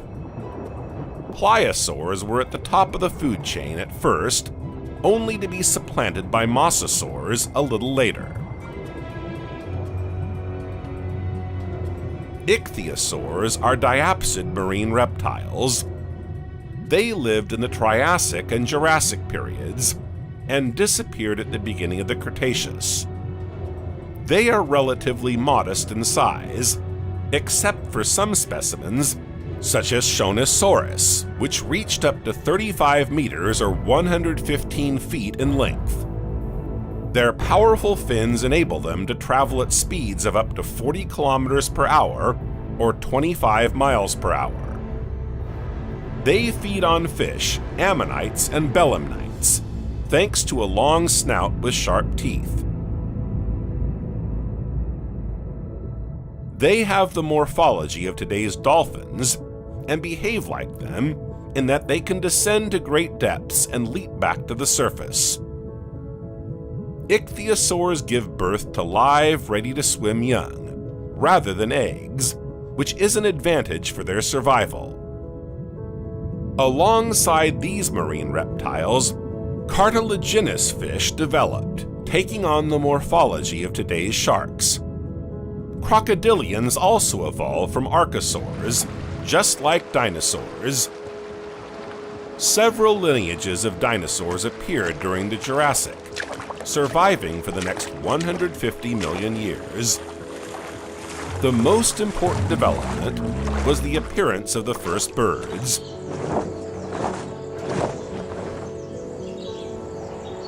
The Jurassic ended, and a new chapter in Earth's history began, the Cretaceous, during which snakes really developed and diversified.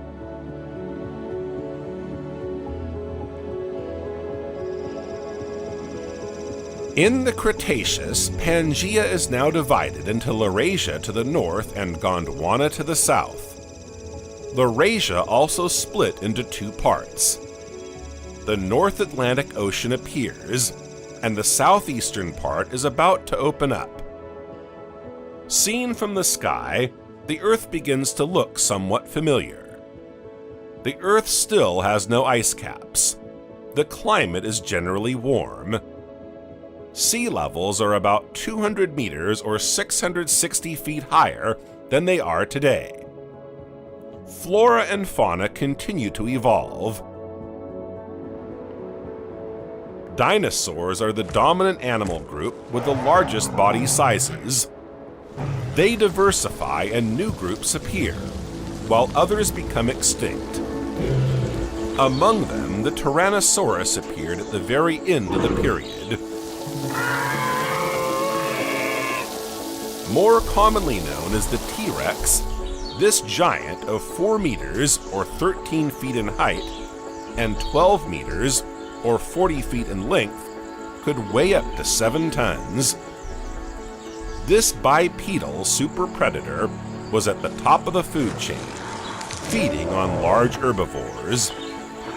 That's not going to stop the snakes from getting bigger and bigger in this environment that's so favorable to them. Flowering plants, the angiosperms, make their appearance. Alongside ferns and conifers, they will become dominant by the end of the period, thanks to insects. The vegetation is very welcoming to snakes, whose evolution is already underway at this time. Their bodies are already long and sinuous.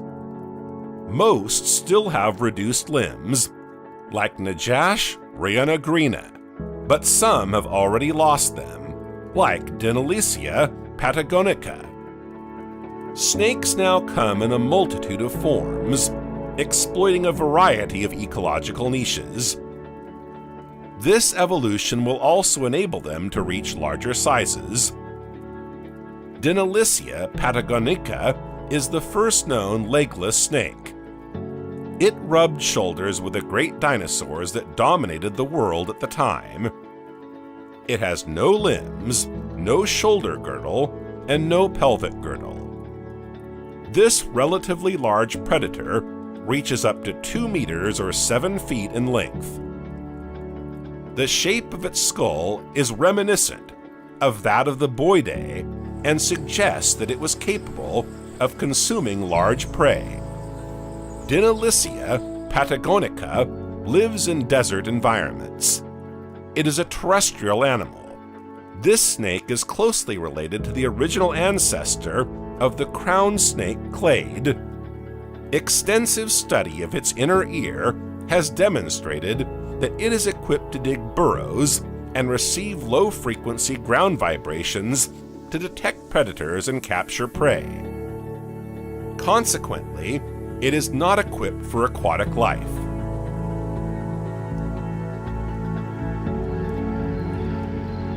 There are significant differences between the vestibules of terrestrial burrowing specialists, those of non-burrowing terrestrial generalists, and those of aquatic forms. The vestibule of marine snakes and lizards has shrunk to almost nothing. In burrowing species, on the other hand, the vestibule is inflated like a balloon to improve hearing performance in subterranean environments. This trend is confirmed in all burrowers. The vestibule of Dinolysia patagonica is large and has the same balloon-like shape, position, and connections as the jugal bone of most lizards. This lower part of the jugal bone was therefore lost over the course of snake evolution to form a rod-shaped bone. The morphology of Najash rheonegrina bears a familiar resemblance to that of modern-day lizard species, such as the Komodo dragon. It has a massive mouth, head, and body. But other representatives of the lizard-snake transition also roamed the Earth in the Cretaceous.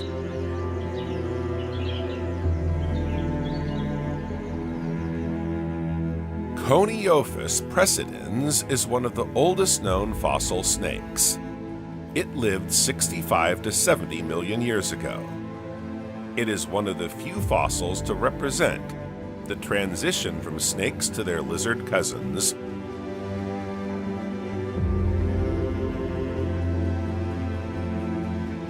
Coniophis precedens lives in a floodplain environment and lacks adaptations for aquatic locomotion.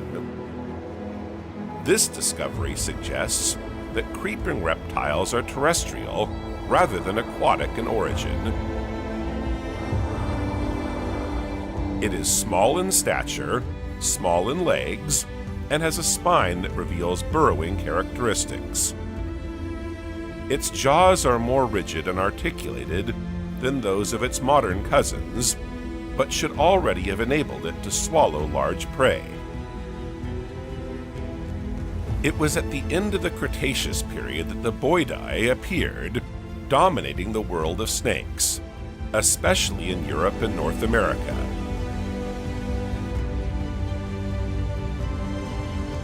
Some of them reached record sizes for snakes. The Matsoidae are a family of giant snakes that can measure over 10 meters or 33 feet. Matsoid snakes are constrictors that resemble modern pythons and boas. Their jaw structure, however, is more primitive and much less suited to swallowing large prey. Members of this family have specific characteristics, such as the presence of a pituitary gland in the anterior part of the trunk, or the fact that the middle and posterior vertebrae of the trunk have a moderately or well-developed hemal keel. Among the Matsoidae, during the Cretaceous period, we find the genus Matsoia. It is represented by several species, the largest of which measures 10 meters or 33 feet in length.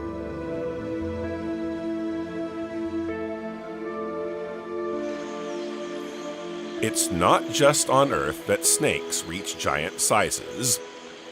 Another family related to the Boidae, the Paleophidae, represented by Paleophis, also reaches lengths of around 10 meters. These are all aquatic snakes that populate the Eocene seas. The smallest specimens of this family measured around 1 meter in length. Studies of Paleophis vertebrae reveal a high degree of vascularization. This suggests that the specimens had a much faster metabolism and growth rate than modern snakes. Eupodophis is a genus of marine snake that lived around 90 million years ago. It is rather modest in size, measuring 85 centimeters or 34 inches long, but has 2 small legs at the back, making it a transitional specimen between lizards and limbless snakes. The known species is called Eupodophis discoense. Its body ends in a short paddle-shaped tail. Its vertebrae and ribs are thickened as a result of its aquatic lifestyle. The pelvic bones are small and weakly attached to each other. Eupodophis discoense has hind limbs that, although small, are anatomically comparable to those of modern land lizards. These marine snakes share the aquatic environment with other marine reptiles. While the ichthyosaurs are becoming extinct, as yet unexplained, a new group is emerging, the mosasaurids. The mosasaur was a marine reptile that dominated the oceans at the end of the Cretaceous. With its crocodile-like appearance, it boasts heavy oval jaws. It can reach lengths of around 15 meters or 50 feet. Despite its large eyes, it has poor vision and olfactory senses. It has sharp teeth that enable it to cut up its prey so that it can eat it more easily, since its slender jaw means it can't swallow it all at once. Its scales are smooth and dark, and it has a fin at the end of its tail.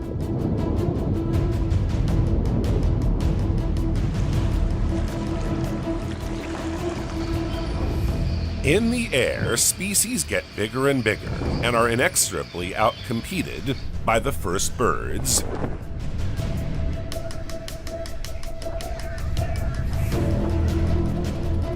Even on land, The race for gigantism is still on, and snakes, though massive, must be wary of new predators in the air.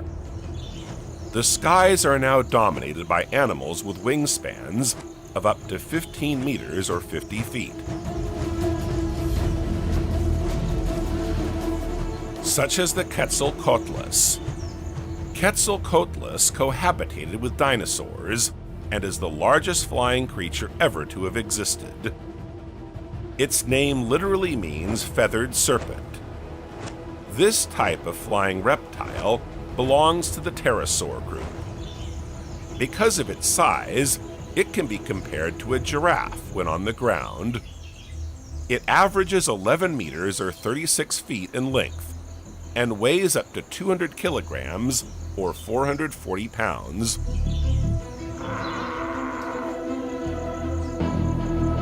The Quetzalcoatlus has two very pronounced pointed wings, giving it speed when it flies. Another advantage is that its weight is relatively low compared with its size, making it easier to climb into the sky despite its gigantic size. It has a long neck made up of numerous vertebrae, all interlocking with the folds of its wings. Its beak is slender, straight, and elongated. Because of its size, it is probably capable of hunting large prey, such as large fish, reptiles, birds, and perhaps even small dinosaurs or dead animal carcasses. Its long jaw and conical teeth suggest that it could catch and swallow whole prey in flight or on the ground.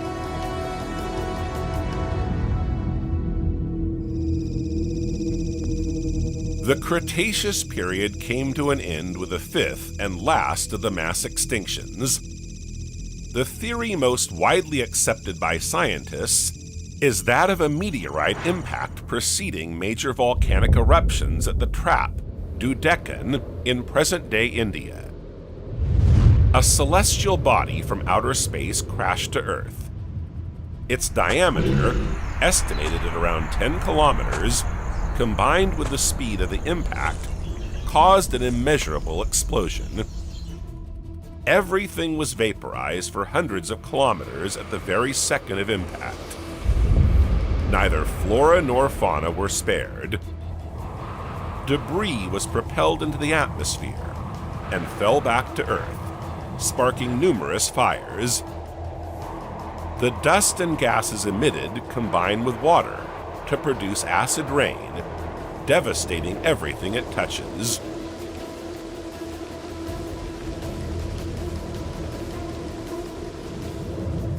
In the seas, the plankton that form the basis of the food chain are wiped out. Dust in the atmosphere blocks out sunlight, plunging the Earth into a permanent night. As a result, temperatures plummet. Survivors are small animals with less need for food.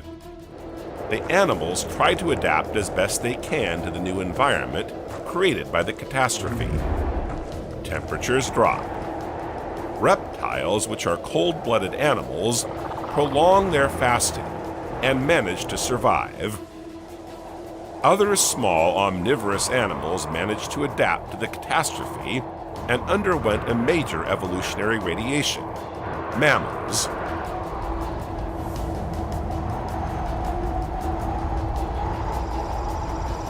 A new era began, the Paleogene, when the Cretaceous tertiary extinction had wiped out the species that had previously dominated the planet. A new age begins, the age of mammals, but not only.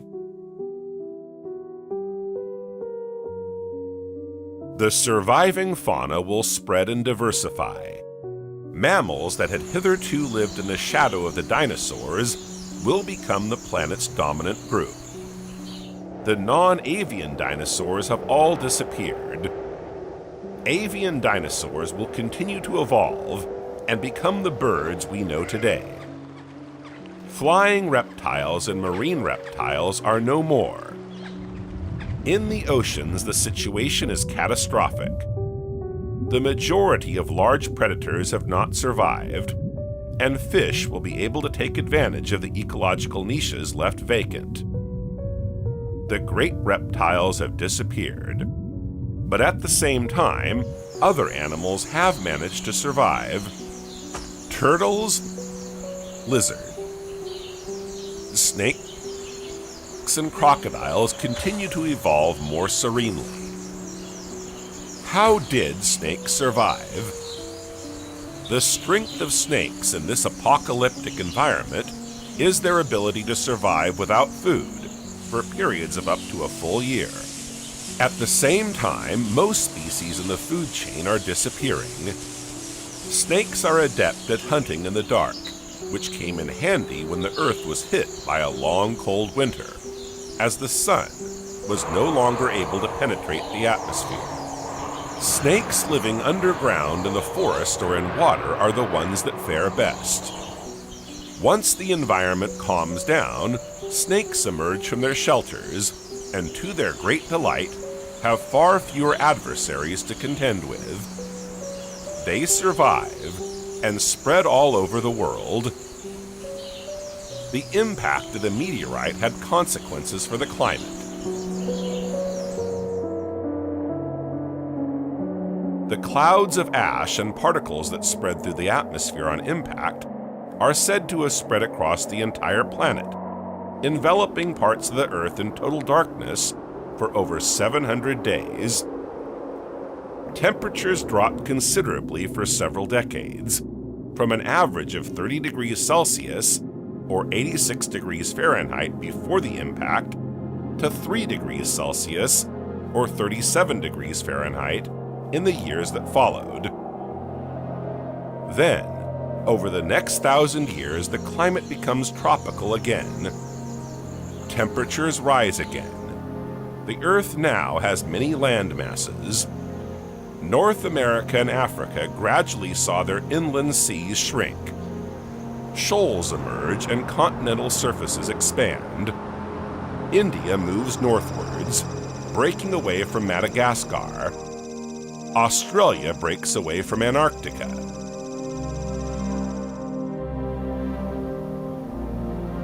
Flowering plants cover continental surfaces. Tall trees such as redwoods now grow to form lush forests.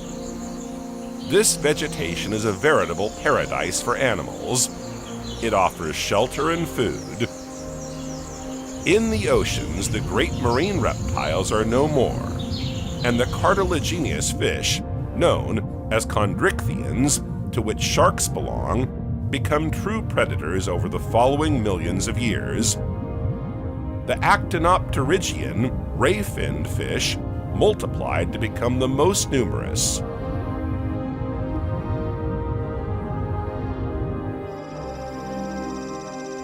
During the Paleocene and Eocene, the Earth underwent a widespread warming episode.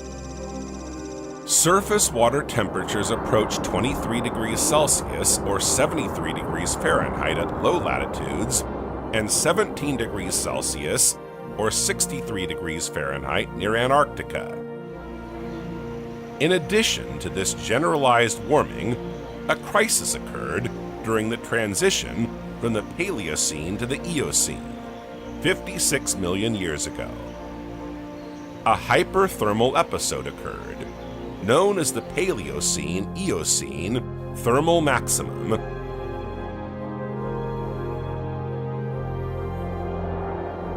This event could be explained by a strong release of methane into the atmosphere, caused by the thermal destabilization of methane hydrates present in marine sediments. The temperature of the deep ocean rose by 4 to 6 degrees Celsius, an increase of 11 degrees Fahrenheit. The Arctic zone reaches temperatures in excess of 20 degrees Celsius, or 68 degrees Fahrenheit, to the extent that tropical species of phytoplankton thrive there. The Paleocene-Eocene thermal maximum caused a major disruption of the carbon cycle. A biological crisis ensued. leading to the extinction of 30 to 50% of the microorganisms living on the ocean floor. However, other organisms also benefited. As temperatures rise, the environment changes completely. Pollen fossils of ferns and palms were discovered during drilling at a depth of 1 kilometer in Antarctica, along with fossils of crocodile ancestors. Fossils corresponding to a mangrove forest also remain at today's North Pole. The main orders of modern mammals appear at this time, but it was the cold-blooded reptiles that most benefited from this warming. Snakes need high temperatures to remain active. Average temperatures of between 30 and 34 degrees Celsius, or 86 degrees Fahrenheit, combined with a humid tropical environment, have enabled some snakes to reach extraordinary dimensions. Although they were already reaching impressive sizes by the end of the Cretaceous, the absence of oversized dinosaurs allowed them to continue to develop and grow even larger.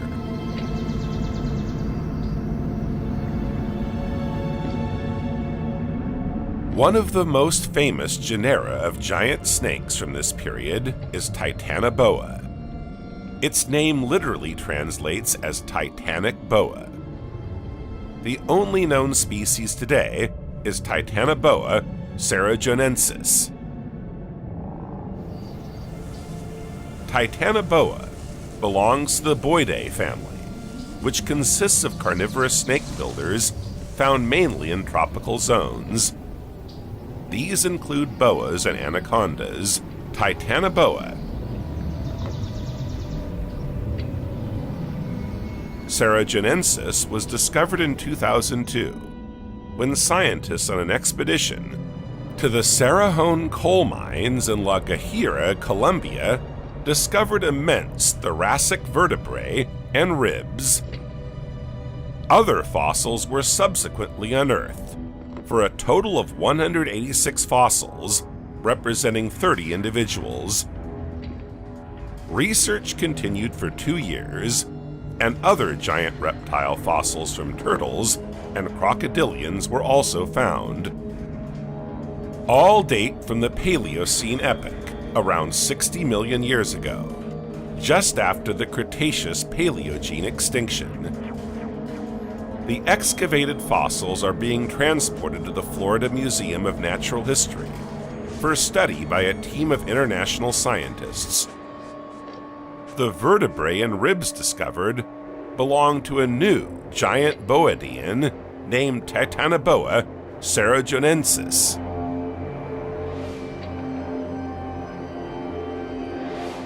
In 2011, a second expedition will be carried out in the same region to further investigate Titanoboa. 3 disarticulated skulls and parts of the mandible associated with the partial axial skeletons were discovered. Titanoboa is one of the few known fossil snakes with cranial material in good condition. True colossuses roamed the earth as giant snakes millions of years ago. But what did these giant creatures look like? And in what context did these snakes evolve? How did they evolve to such massive proportions?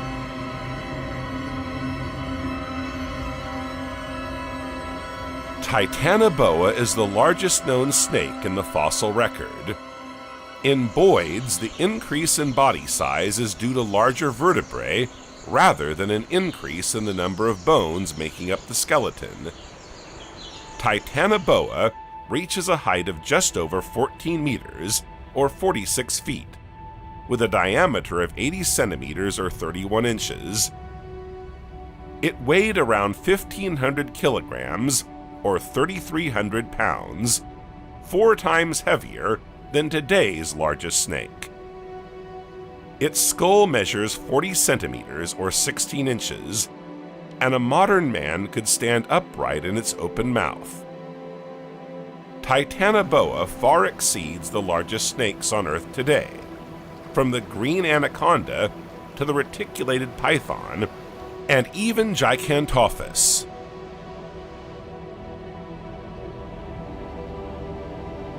Several specimens of this colossal size have been found, confirming that Titanoboa regularly reaches these gigantic proportions.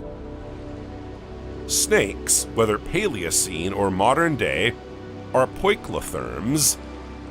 They have no control over their body temperature, which varies according to the temperature of their environment. This lack of control over internal temperature prevents snakes from being active during cold periods, as they conserve energy. Their size is limited and influenced by the outside temperature. When the temperature is too low, the animal has a slow metabolism that cannot support a body that is too large. During the Paleocene, in Colombia, where Titanoboa fossils were found, the temperature reached between 30 and 34 degrees Celsius, or 93 degrees Fahrenheit.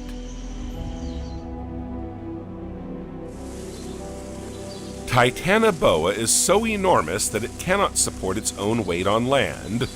It is an aquatic animal. It lives close to fast-flowing rivers, where freshwater turtles and crocodiles make up a large part of its diet. It thrives in the equatorial rainforest, where it can find plenty of food. One of Titanoboa's famous meals is Ceratonosuchus. This cousin of the crocodile is one of the giant snake's favorite prey. Its fossil has also been found in the Cerrejón Formation in Colombia, where Titanoboa's remains were found. Unlike Titanoboa, Ceratonosuchus is a small specimen. It is a crocodiliform that belongs to the group of modern-day crocodilians. Like Titanoboa, it thrives in a neotropical equatorial forest environment. While the evolution of reptiles tends toward gigantism, this one sticks to a rather reduced size. What's more, unlike its crocodile cousins with their long claw-like snouts, specialized in catching prey, Ceratonosuchus has a short, broad snout. Its diet consists mainly of amphibians, small reptiles, and mammals. Some scientists believe it is adapted by tapping into food sources that don't attract the other giant species it comes into contact with. Ceratonosuchus is easy prey because of its small size, and it must also beware of carbonemes. This giant freshwater turtle measures around 2.5 meters or 8 feet in length, including 1.8 meters or 6 feet for its carapace alone.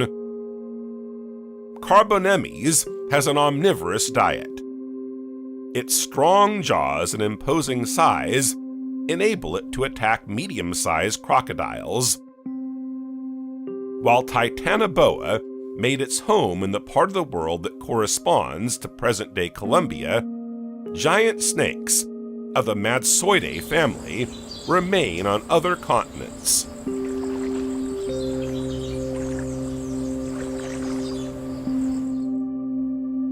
Gigantophis gastini is similar to a giant anaconda. This snake grows to over 10 meters or 33 feet and possesses considerable strength. Until the discovery of Titanoboa, Gigantophis gastini was considered the largest snake ever to have existed on Earth. Its shape and vertebrae are primitive. It lives near waterways and in areas of lush vegetation. It feeds on small mammals, but its size also enables it to attack large animals, such as the ancestors of elephants, the Moratherium. Although it looks rather like today's tapirs, the Moeritherium is a mammal that belongs to the elephant group, as it shares many common anatomical features. The Moeritherium measures around 3 meters or 10 feet in length and weighs around 400 kilograms or 880 pounds. It is smaller than today's elephants and occupies ecological niches currently taken by the hippopotamus, such as swamps and rivers. Moeritherium feeds on vegetation. It does not have a trunk comparable to that of the elephant, but instead has a wide, flexible upper lip, enabling it to grasp hard-to-reach vegetation. Wanambi is a genus of large snake that lived in Australia during the Pleistocene. It measures between 5 and 6 meters, or 20 feet long, and has a small head. It stays close to water holes to catch its prey by surprise when it comes to drink. It then kills them by constriction, which means it wraps itself around its prey and suffocates them to death. Alongside him, Yarlungar also lives in Australia. This large predator used to grow up to 6 meters in length. It operates much like its sidekick, Wanambi, standing close to water holes to attack its prey and killing them by constriction.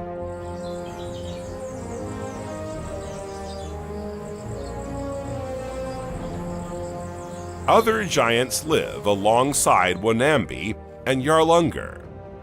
Megalania prissa is a giant monitor that lives in Australia. It thrives in warm, dry areas, grasslands, savannas, and lowland rainforests. Its dimensions are impressive. It reaches lengths of 5 to 7 meters, or 23 feet, and weighs over a ton. It is one of the super predators of our time. Its morphology is reminiscent of today's Komodo dragon, only more massive. It wears a dark green, gray, or black color to remain inconspicuous in its environment and discreetly approach its prey. Its skin is reinforced with plates of small bones called osteoderms, forming a kind of chain mail. Its name has a Greek meaning gigantic wanderer. Thanks to its large size, it is not afraid to attack equally oversized prey. It has a long tail, which it can use in its attacks. Its many teeth and long curved claws at the end of its legs make it a formidable opponent.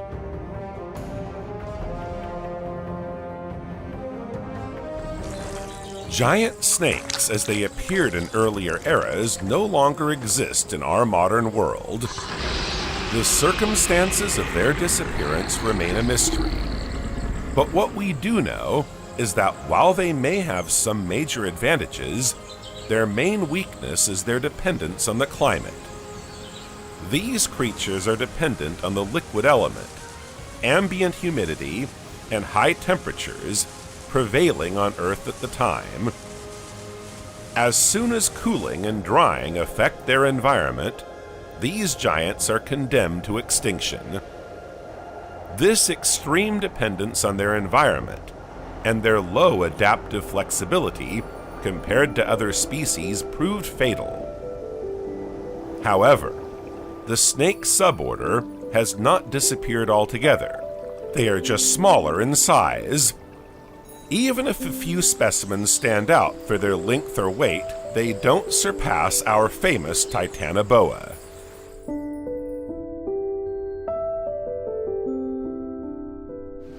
In today's world, 3 snakes stand out for their above-average length and weight.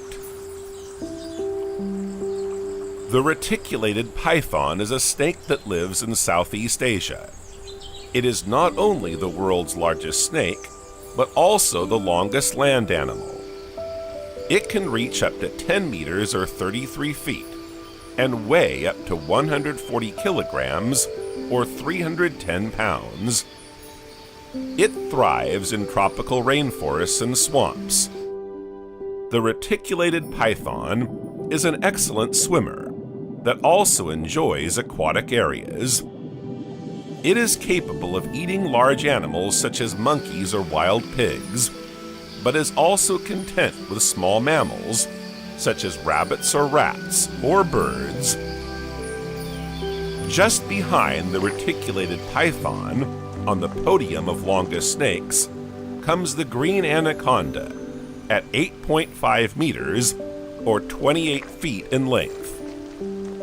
Despite its second place, it has nothing to envy the reticulated python, since it surpasses it in weight and can reach up to 200 kilograms or 440 pounds. Female specimens are heavier than males. The green anaconda is a constrictor snake with a predominantly aquatic lifestyle. It can remain in the water for 10 to 20 minutes without breathing. It hunts at night, leaving only its eyes and nostrils above the surface of the water. It thrives in the Amazon rainforest, climbing from tree to tree as the need arises. It is capable of swallowing large mammals such as tapirs and goats.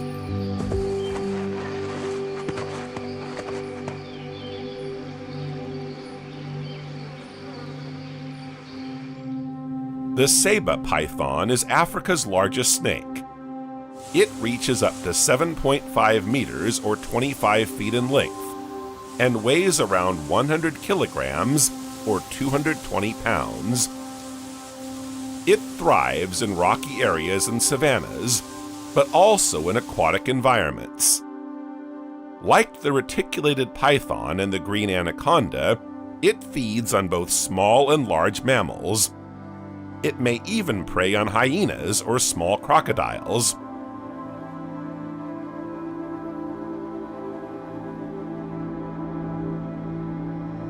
Life on Earth never ceases to reinvent itself, to invent new scenarios and to surprise us.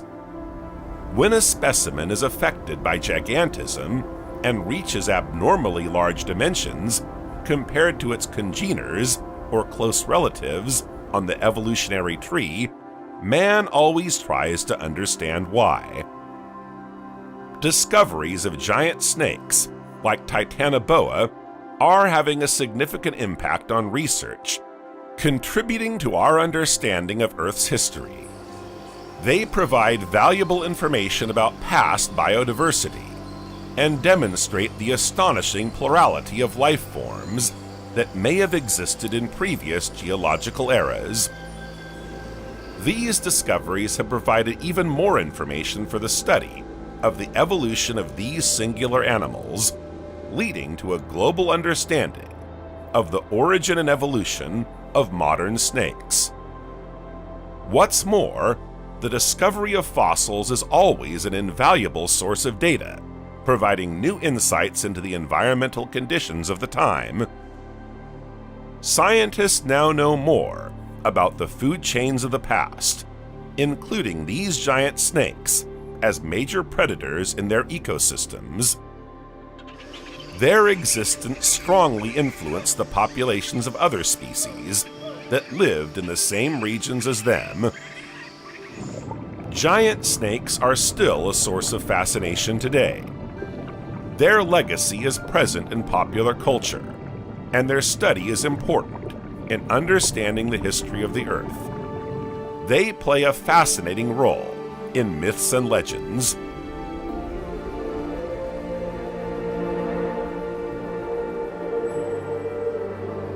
Generally speaking, the morphological and biological characteristics of snakes give them a supernatural character. Even though they have no limbs, they are able to move quickly. They can be found on land, in trees, or in water. They can emerge at any time from underground hiding places.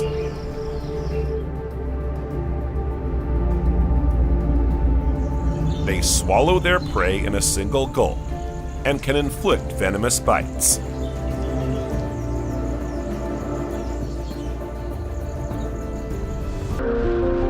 It's time for us to begin our journey through time to the very first prehistoric predator in our series.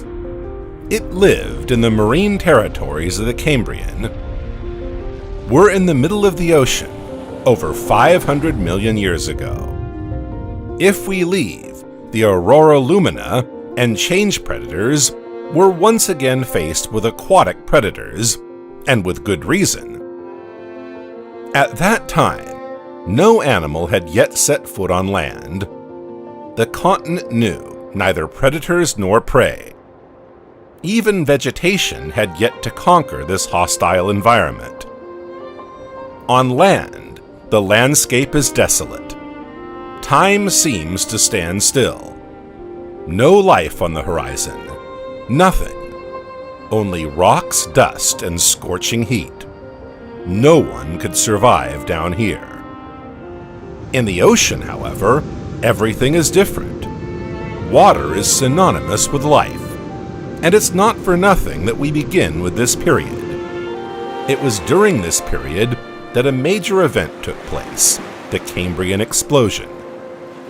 A sudden appearance on a geological timescale of around 10 million years of almost all the major organizational plans known today. It's still in its infancy, but its richness is already widely visible. Look around you. The ocean is teeming with life.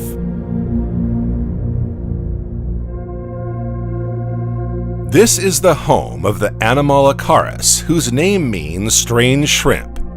It's a large marine arthropod. Far from being as impressive as the great white shark or the orca, it is nonetheless the Cambrian sea monster. Our Anomalocaris is just under a meter long. While its size is respectable, it's not its main hunting asset. What makes it the alpha predator of the Cambrian seas is its mouth. As you can see, it's equipped with sharp bony plates that have the ability to crush its prey with disconcerting ease. But before we delve a little deeper into this fine hunter's modus operandi, let's take a look at his physical portrait. As I was saying, Anomalocaris means strange shrimp. It's aptly named, to say the least. It's an arthropod, in other words, a segmented invertebrate. Its eyes are rod-shaped, like many of today's insects. It already has well-developed eyes, even though we're still in the early stages of biological evolution. They are made up of facets. It also has swimming legs. This is what enables it to move in water. Last but not least, and perhaps most impressive of all, after its mouth, it has gripping appendages, bristling with spikes. This physical singularity enables it to seize its prey and never let go. Now that we've described its most attractive physical features, I think it's time for you to see it in action. When he's on the move, it's usually because his body is driven by hunger. That's when they go in search of prey. It's a veritable trilobite crusher. Trilobites abounded in the oceans during the Cambrian period. They came in all sizes. The Paleozoic is the golden age of these marine animals. Most trilobites measured just a few centimeters. However, a few species could reach 60 to 70 centimeters. Over 18,000 species evolved during the Paleozoic. They occupied many ecological niches, from the littoral zone to the deep sea. Most moved by walking on the seabed, others dug galleries, while others swam freely in water columns. These animals, widely present in the world's seas and oceans, were the Anomalocaris' main source of nutrition, even if it occasionally ate other marine species. Thanks to its spiked appendages, it could seize a trilobite and bring it easily to its mouth. Then, like a camera shutter, it would open wide and crush the trilobite with its many plates. Its appendages and mouth are formidable weapons, but it's important to look at its eyes too. Indeed, recent discoveries have demonstrated its great visual capacity. Anomalocaris had highly developed eyes. The eye is our main organ of communication with the outside world, and it's a complex one. In many predators, it is also an asset for hunting. This is precisely the case with the Anomalocaris. Its eyes were about 2 to 3 centimeters, 1 inch, long, with 16,000 facets known as ommatidia. These are light-sensitive receptors. Many insects have faceted eyes, as does the Anomalocaris, but the difference lies in the number of facets. By way of comparison, the fly has 4,000 facets. The dragonfly, on the other hand, is an excellent hunter, with almost 28,000 facets. The Anomalocaris, with its 16,000 ommatidia, has exceptional vision, making it a formidable hunter. As we mentioned earlier in our journey among prehistoric superpredators, alpha predators played an essential role in the regulation and evolution of species. According to scientists, the presence of this unrivaled hunter in the oceans could be at the origin of the Cambrian explosion. By exerting strong selection pressure, it may have contributed to the major diversification of animal species. But he's not the only one to reap the rewards of this formidable diversification of marine fauna.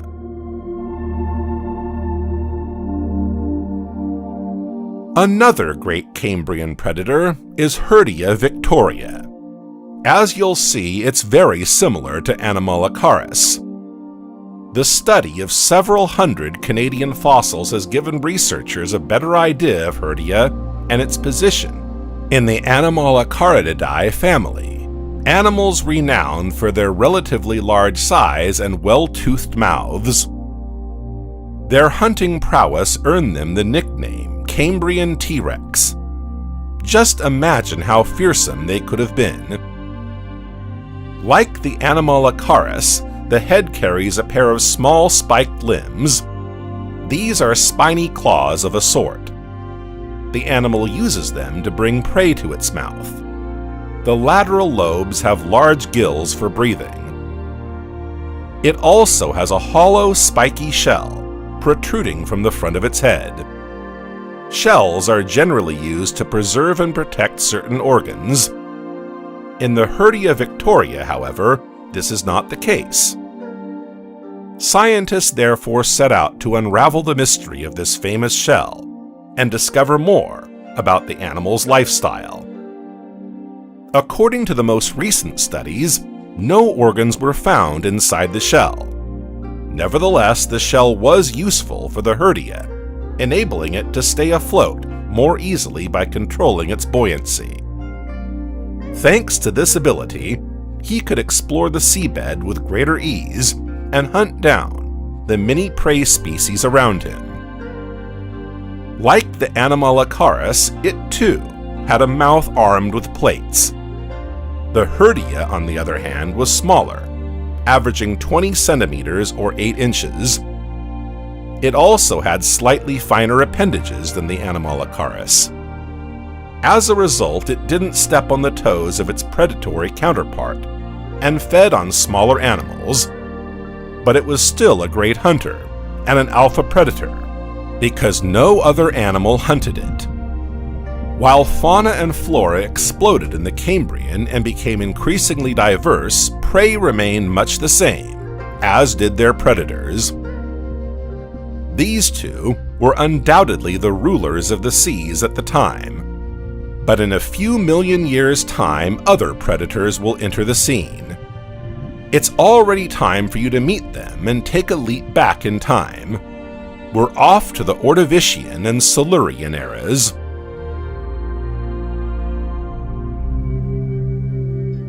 One of the earliest known Eurypterids, Megalograptus lived during the Upper Ordovician. It became a super predator of the Ordovician and Silurian seas alongside other animals of the same ilk, such as Pterosaurs.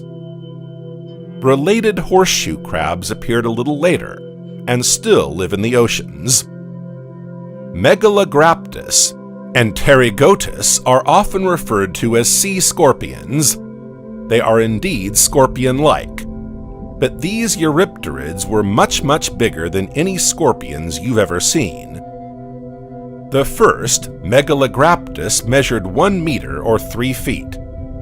The second, Pterosaurs, was close to 1.60 meters, and even 1.75 meters for the largest specimens. If they're a little frightening at first sight, rest assured, there's absolutely nothing to risk if you get a little closer. They will give us the opportunity to learn more about their morphology, and therefore their hunting methods. Their bodies are divided into 2 parts, the front and the back. The front part, called the prosoma, consists of the eurypterid's head. Both Megalograptus and Pterosaurs have a pair of chelicerae on the head, close to the mouth and ending in 2 hooks, as well as pedipalps. A pedipalp is a kind of flexible forceps. These are used for eating. The rear part, also known as the opisthosome, is made up of several bands known as tergites. Tergites are the hardened plate-like segments of an arthropod. This characteristic is also found in other species. The opisthosome, the rear part of the animal, ends in a point called the telson. It's hard to say whether the telson was venomous. Several hypotheses have been put forward. One of them suggests an attack-based predation tool, like a spike or spear, to block prey and then bring it to the mouth without resorting to any venom. Pterosaurs was the largest of all eurypterids at the time, but also one of the largest of all known arthropods. Carnivorous, it fed on Brontoscorpio, the oldest known scorpion, measuring nearly 1 meter or 3 feet in adulthood, and Cephalaspis, one of the first agnathic fish, vertebrates that did not yet have jaws. It has 4 pairs of legs to get around. A 5th pair is more like flippers. These enabled it to swim. It is probable that its tail was used to gain speed when it wanted to swoop down on prey. Thanks to its large pincers, it could grasp animals and hold them firmly to prevent them escaping. But thanks to his exceptional eyesight, he was quick enough to ensure that this rarely happened. According to some analyses, Pterosaurs may have had 2 pairs of eyes. The larger eyes were faceted, like some insects, such as flies and dragonflies, but also like the Anomalocaris we met earlier. The other pair of eyes, smaller this time, would be located in the center of its head. To have such well-developed eyesight, this ability must have been invaluable when hunting. This is an animal that relies on its vision. It uses its eyesight to find its way around animals.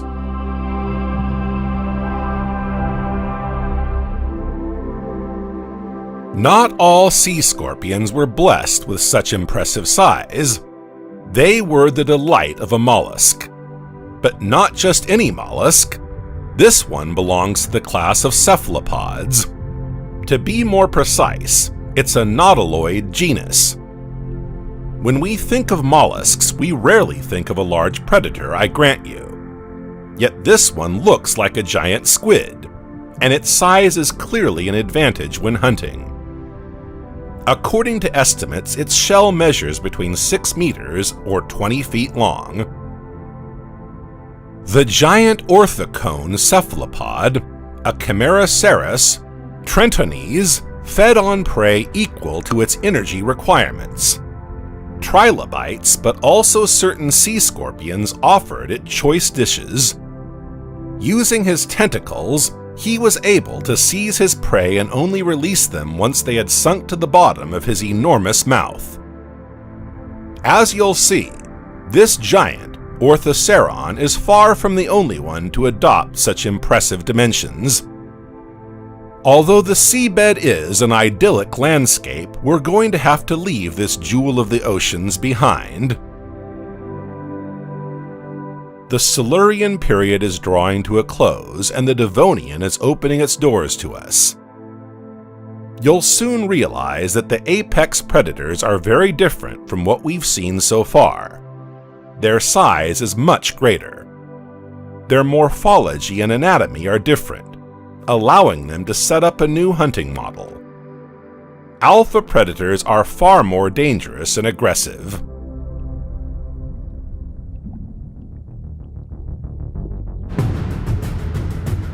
Let's take a look at one of the largest predators of the Devonian period, the placoderm, Dunkleosteus.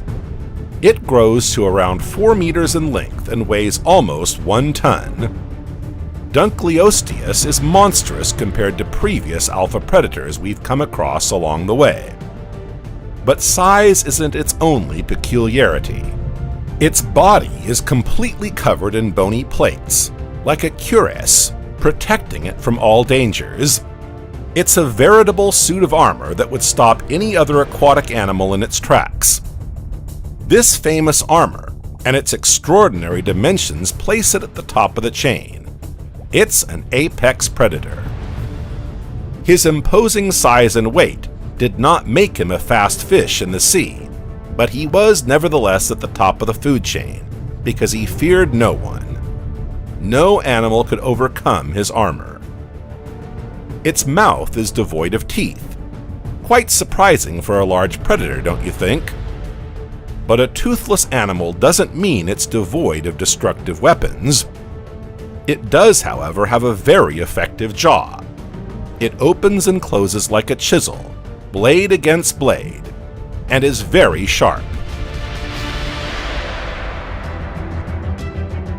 Dunkleosteus feed on all shellfish living in the ocean at the time. Thanks to their jaws, they can easily crush shells, eating cephalopods with unparalleled ease. If their jaws of knife-sharp bone plates aren't enough, they use the enormous force of pressure their mouths are capable of exerting on their prey. Now we'll take a look at another animal, also a fish, whose strength is just as astonishing.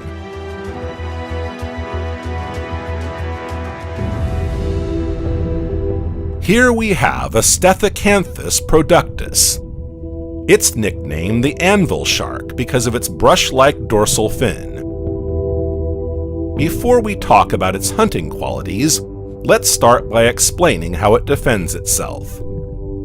Thanks to its characteristics, no other predator dares attack it.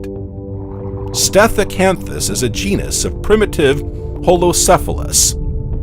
It was one of the very first cartilaginous fish to appear on Earth. It quickly conquered both the salt and fresh waters of our planet. At the top of its skull, you can see that it has numerous dermal denticles. These serve to repel any predators that might have risked an unequal fight. It also has pectoral whips at the base of its pectoral fins. Again, these are formidable defensive weapons that he would not hesitate to use if necessary. Thanks to its size and power, it can take on large animals. It used to feed on primitive amphibians. Over time, it gave birth to a new species, the Acmonistion zangerli. Its descendant lived in the Carboniferous period and, like its predecessor, enjoyed primitive amphibians. He also hunted an animal whose classification still remains a mystery to scientists, somewhere between fish and tetrapods, the Crassera genus Scoticus. Each of these alpha predators feeds on a specific species, so they don't really compete and they don't hunt each other. They reign supreme in all the world's waters. The Acmonistion gives us the opportunity to talk about the Carboniferous. What do you say we go there right now? Other equally interesting animals are already waiting for us there.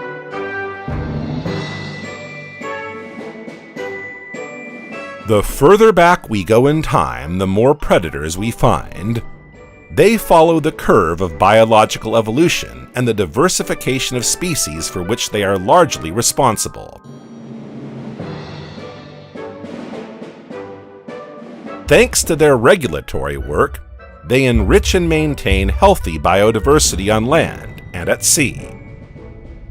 Their morphology, physical capacities, and hunting methods are adapted to the species they hunt. Until now, prey has tended to be small or medium-sized, such as trilobites, cephalopods, and small fish. Times are changing, and many new species have emerged. Alpha predators have modeled their evolution on that of their prey. You'll soon realize that the further back in time we go, the more spectacular these prehistoric predators will become. Another notable change is where they live. Until recently, predators were confined to the aquatic environment, but this is no longer the case. Predators feed on animals, so they live wherever life is found. Over the last few million years, predators have managed to establish themselves on the continent too. So, it was only natural that an alpha predator should also reign on the mainland. Those awaiting us now are fascinating, but also terribly frightening. The first of these is chilling.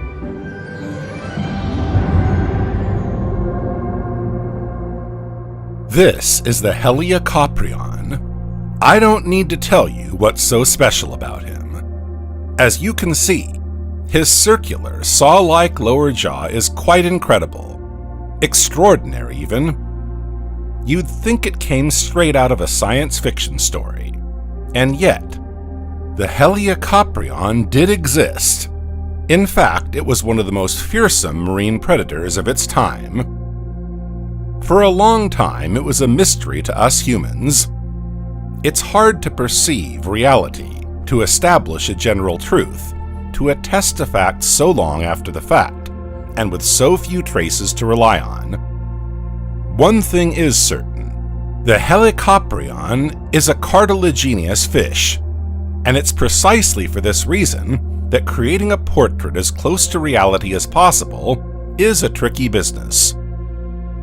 Unlike skeletal bones, cartilage does not fossilize, so you have to pick up on the few clues present in the remains of the past and then interpret. The first observations and interpretations based on the fossils of the Helicoprion, of which only the spiral dentition has survived the ravages of time, have long been the subject of debate. Scientists imagine this circular, saw-like structure, a sort of prehensile toothed organ, on the lower jaw, then on the upper jaw, and a little later on the dorsal fin, and even the caudal fin. In the end, according to the most recent research supported by technology, the most likely hypothesis places this unusual dentition on the lower part of the jaw. The scientists' observations and interpretations go even further, describing it as occupying the entire length of the mandibles without being prominent.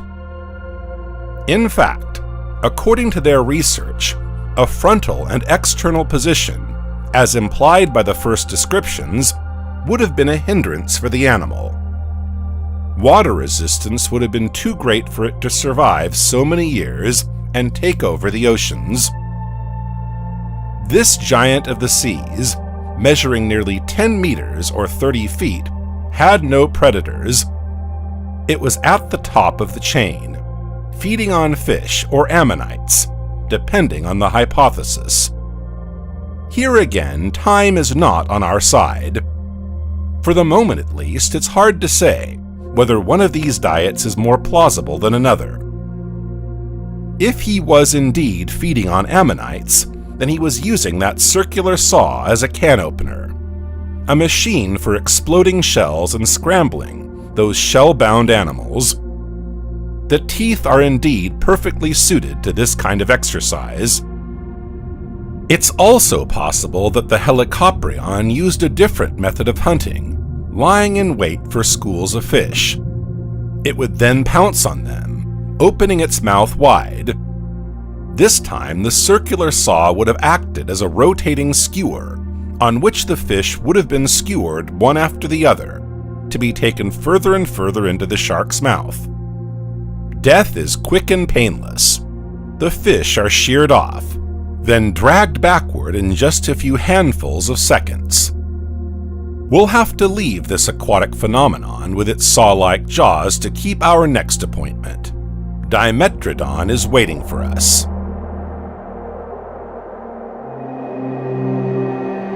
The Dimetrodon is exceptionally large. It could reach 4 meters or 13 feet in length, and up to 6 meters or 20 feet in height for the largest adults. It weighs up to 250 kilograms or 550 pounds. Make no mistake, despite appearances, this Dimetrodon is not a dinosaur, but a reptile of the therapsid family.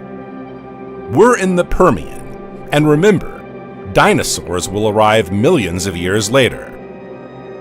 Now back to Dimetrodon. This species is often mentioned when talking about prehistoric animals. Its distinctive dorsal veil is undoubtedly a factor. However, it's not for this feature, which was very useful for regulating its temperature, that we're going to study it now, but for its status in the food chain. As you may have guessed, there's no need to drag out the suspense any longer, since that's the theme of this video. He's at the top of the food chain and one of the alpha predators. Its dentition will be the subject of our new study. Its name means 2 sizes of teeth. This gives you a little clue to the evolution of this species. The teeth on his skull are in fact of 2 different series. This makes him the precursor of the 4 types of mammalian teeth.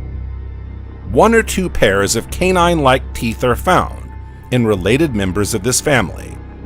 It also has a type of incisor. Another noteworthy feature of its dentition is the serrations on almost all its teeth. They appear so fine as to be mere cracks. These serve to make the teeth much sharper, enabling them to cut through the flesh of their prey. If its dentition has adapted, it is to attack a new kind of prey.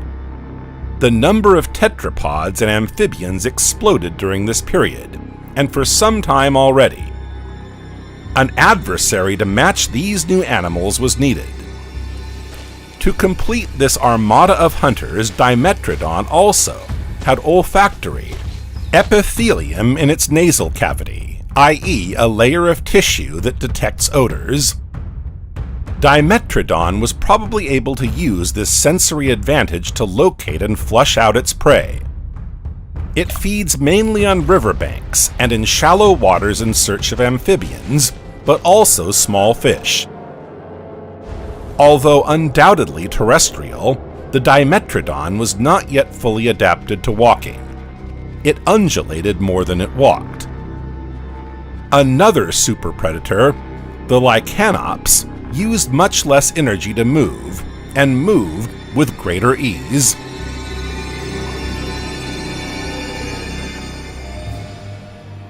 Its name probably suggests a wolf-like appearance, and you're right to allude to it. Indeed, his name means wolf's face, and his physique denotes some lupine traits.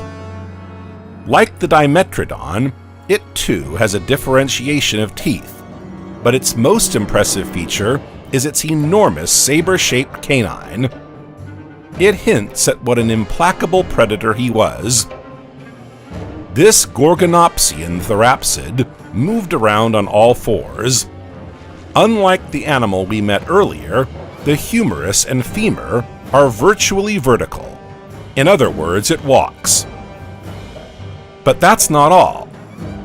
Lycanops also has a larger, more efficient musculature. This musculature, combined with its long legs on the underside of the body, rather than on the side, also enabled it to run. Speed was therefore perhaps one of its best hunting assets. He wasn't very tall, measuring just 1 meter or 3 feet in length. He was small in size compared to other herbivores and carnivores of the same period. However, it could run faster and had more stamina. Its impressive canines promised a quick, efficient kill that left nothing to chance. That's what put him in a position of strength. Hunter, but never hunted. On land and at sea, alpha predators watch over the balance of the cycle of life. They may be scary, aggressive, and even barbaric, but they're far less so than the next ones on our list. Come with me. We're meeting at Trias.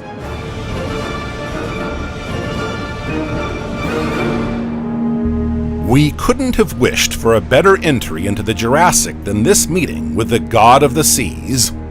He is extraordinary. Despite his sea monster appearance, he captivates and fascinates mankind.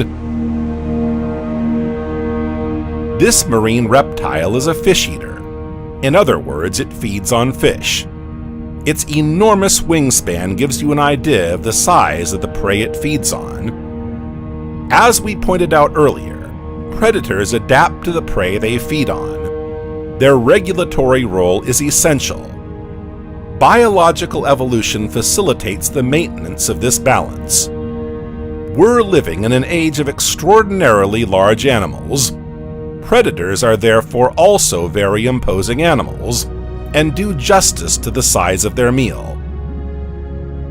The Liopleurodon is without a doubt the most advanced of the pliosaurs.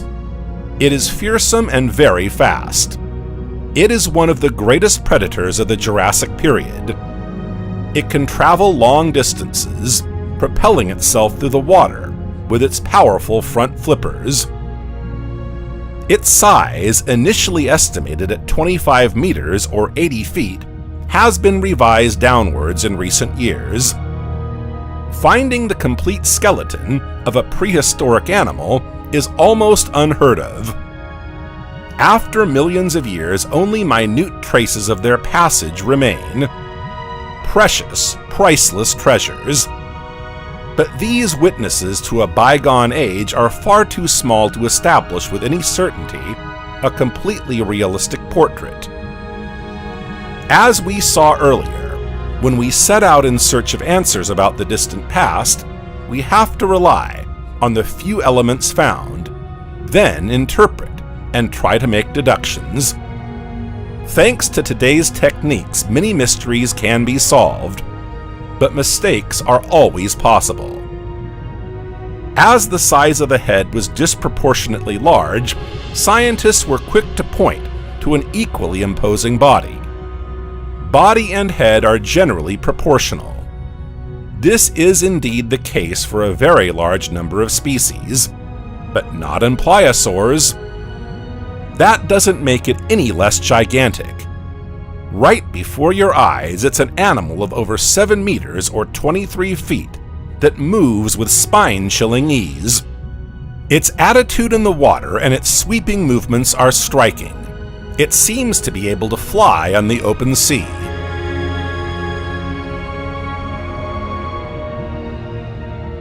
His predatory instincts awakened, he propels himself through the ocean with a flick of his flippers, reaching a speed far greater than his weight and size would suggest.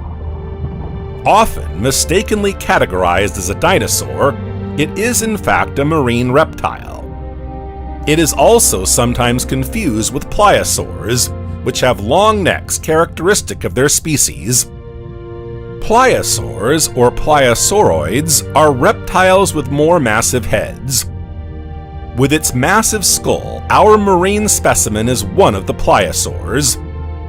In fact, Pleurodon is the perfect example of a pliosaur. A long, flattened skull, a relatively short neck, and long fins attached to a thick torso, ending in a small tail.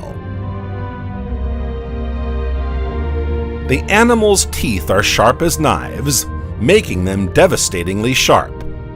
They're also very long, and rival a dinosaur you know well, the T-Rex.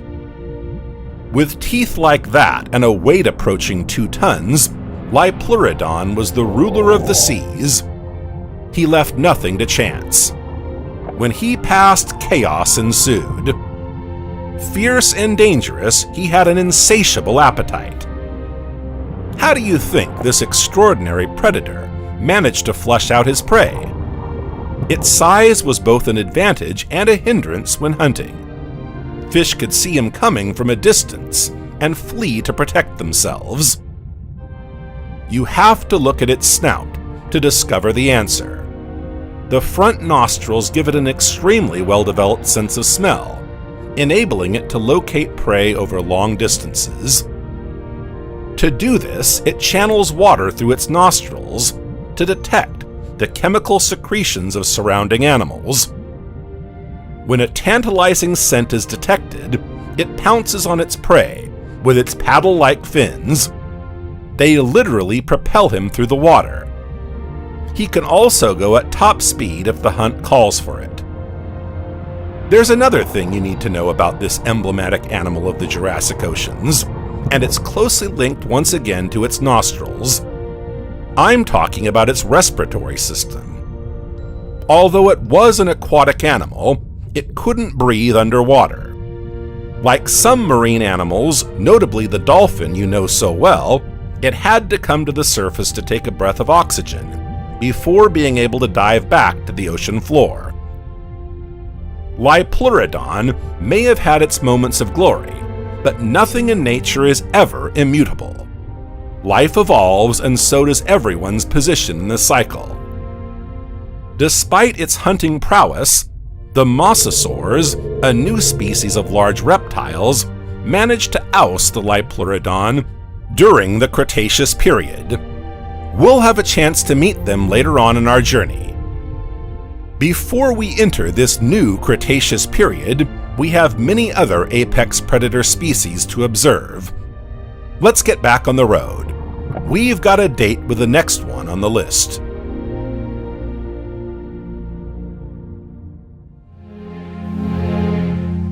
Meet Nothosaurus. He had a slender body, elongated neck and tail, and long limbs. Not as good a swimmer. As the pliosaurs and plesiosaurs, it was able to cope well enough in the water to flush out prey and easily meet its energy needs. Biological evolution enabled it to develop certain skills. Its palate was closed, separating the nasal passage from the oral cavity. This adaptation facilitated the ingestion of food, even when the animal was submerged in water. His skull was long and flattened, with large openings. It enabled it to swallow large prey. Its jaws were studded with sharp interlocking teeth. No animal could escape. When swimming, Nothosaurus used its tail to propel itself, and its webbed feet to steer and stabilize itself in the water. He moved by undulating his body and moving his limbs. It hunted slowly towards its prey, then accelerated sharply over the last few meters to propel its head through schools of fish and capture prey. Although it hunted ferociously in the water, it was not an exclusively aquatic animal. We might compare it to today's seals. Nothosaurus are very good hunters in the ocean, but they regularly return to the shore to rest, perhaps to mate, and also to lay their eggs.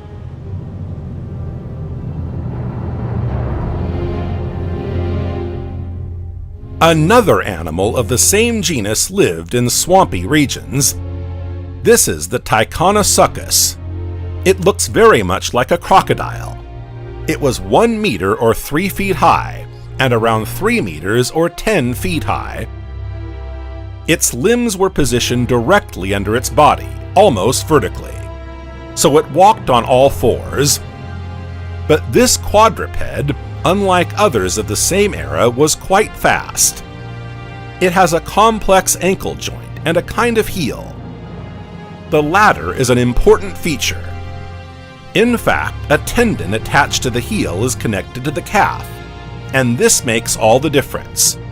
It increases leverage and thus facilitates movement. Not only can it walk with ease on land, it can also run. That's a major advantage when it comes to surprising and hunting new prey.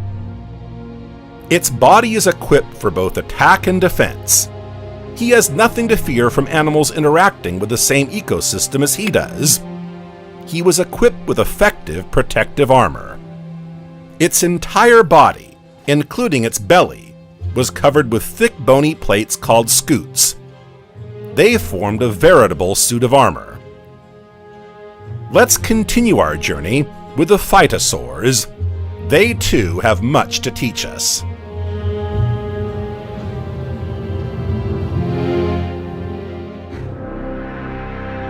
Phytosaurs resemble crocodiles in silhouette. Despite this deceptive appearance, they are not crocodiles.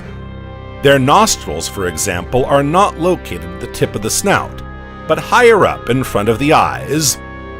This characteristic enabled them to conceal their presence. They could breathe while remaining almost submerged, leaving only the nostril hole and the tip of the skull protruding out of the water. There were 2 main types of phytosaur. They can be distinguished by their jaws. First, there were those with long, narrow jaws lined with conical teeth. These were sharp and interlocked to grip fish firmly. This tooth arrangement is often found in underwater predators. There's a reason for this. They can plant a fish and grasp it firmly while flushing out the water from the sides of the mouth before swallowing. The other group includes phytosaurs with short, wide, and very powerful jaws. The front teeth are fang-like, and the rear teeth bladed. The fang-like teeth protrude from the mouth, while the back teeth are curved. Thanks to this type of jaw, as well as its predatory physique, this phytosaur was able to attack large land-dwelling tetrapods when they came to drink at the waterhole, in the manner of today's crocodilians. From these early encounters, you might think that the biggest predators of the time inevitably had the appearance of a crocodile. No, the next one on the list looks nothing like a crocodile, but I can assure you, he's just as scary as they come.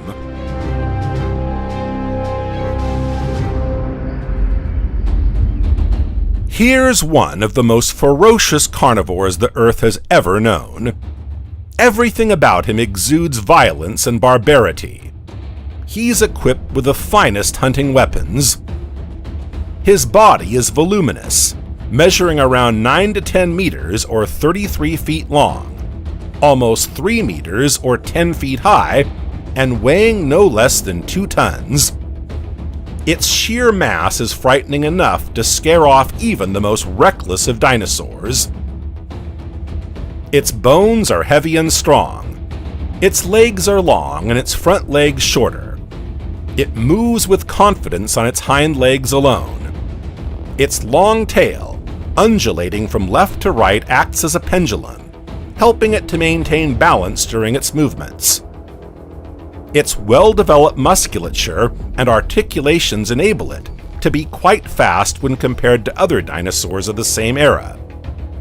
Fossilized footprints confirm this hypothesis. We are therefore dealing with a fast predator. Its front and rear legs are equipped with sharp claws. They don't hesitate to use them to lacerate the flesh of their prey and cause serious injuries. As if such claws weren't enough for Megalosaurus, they're not its only weapons.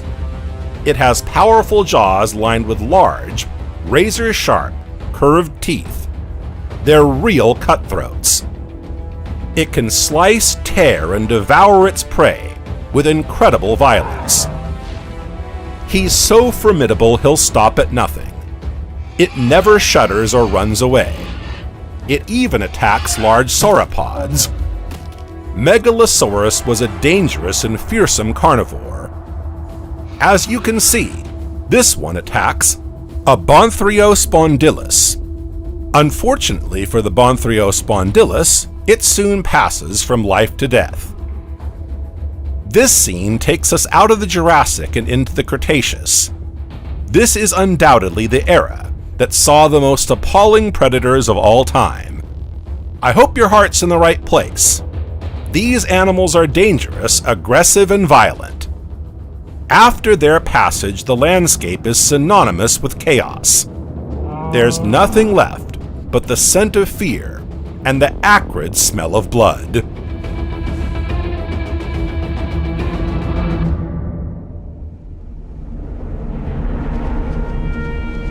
The greatest predators of all time were undoubtedly Carcharodontosaurus, Gigantosaurus, T-Rex, and Spinosaurus.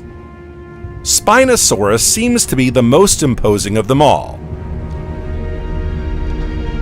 Carcharodontosaurus outstrips Gigantosaurus and T-Rex itself. Let's meet each of them and learn more about their species. How did they rise to the top of the food chain? What were their hunting skills? What makes them apex predators? There's only one way to find out. Meet them and study them up close.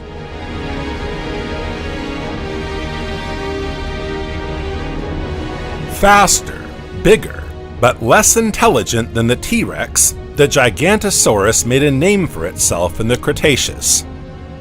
It weighed around 10 tons and measured almost 15 meters or 50 feet in length. There is some speculation that this giant lizard could have taken on titanic herbivores such as Argentinosaurus. Bones of this mastodon have indeed been found close to Gigantosaurus. A predator-prey relationship is therefore plausible. Even so, it's hard to imagine that an animal weighing just 10 tons, however ferocious and powerful, could rival the 80 tons of this gigantic herbivore. One possibility that could explain and confirm this predator-prey relationship would be a pack hunting style. Gigantosaurus probably formed very small groups, limited to 2 or 3 individuals, and gathered only to hunt. This is one of the first animals on our list to rely on the power and efficiency of the group to hunt. Others, just as dangerous, acted alone, but they were no less formidable for all that.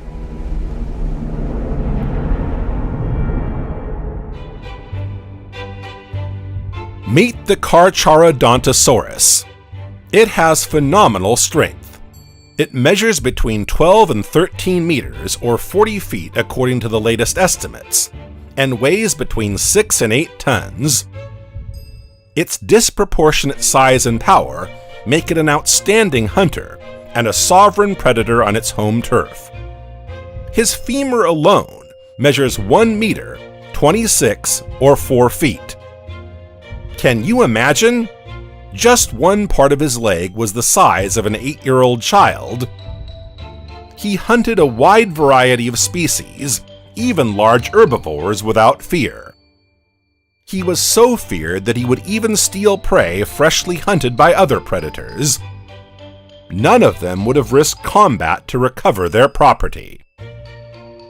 His posture and charisma alone frightened any terrestrial creature that crossed his path, even from a distance. His insatiable appetite, aggressive nature, and dangerousness were known to all. Look at its mouth, it's gigantic. She's 1 meter 60, or 5 feet long, the average height of a 14-year-old teenager. but it's also a formidable weapon. Her teeth are sharp and razor sharp.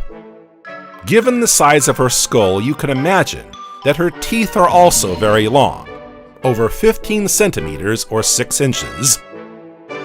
Each of his teeth is almost the size of a human hand. Look at yours. Imagine dozens of teeth as long as that, solid as rock and sharp as an axe. No animal could resist a Carcharodontosaurus bite. Despite its extraordinary abilities, over time it gave way to another alpha predator, undoubtedly more intelligent and better adapted to its environment, the Tyrannosaurus rex.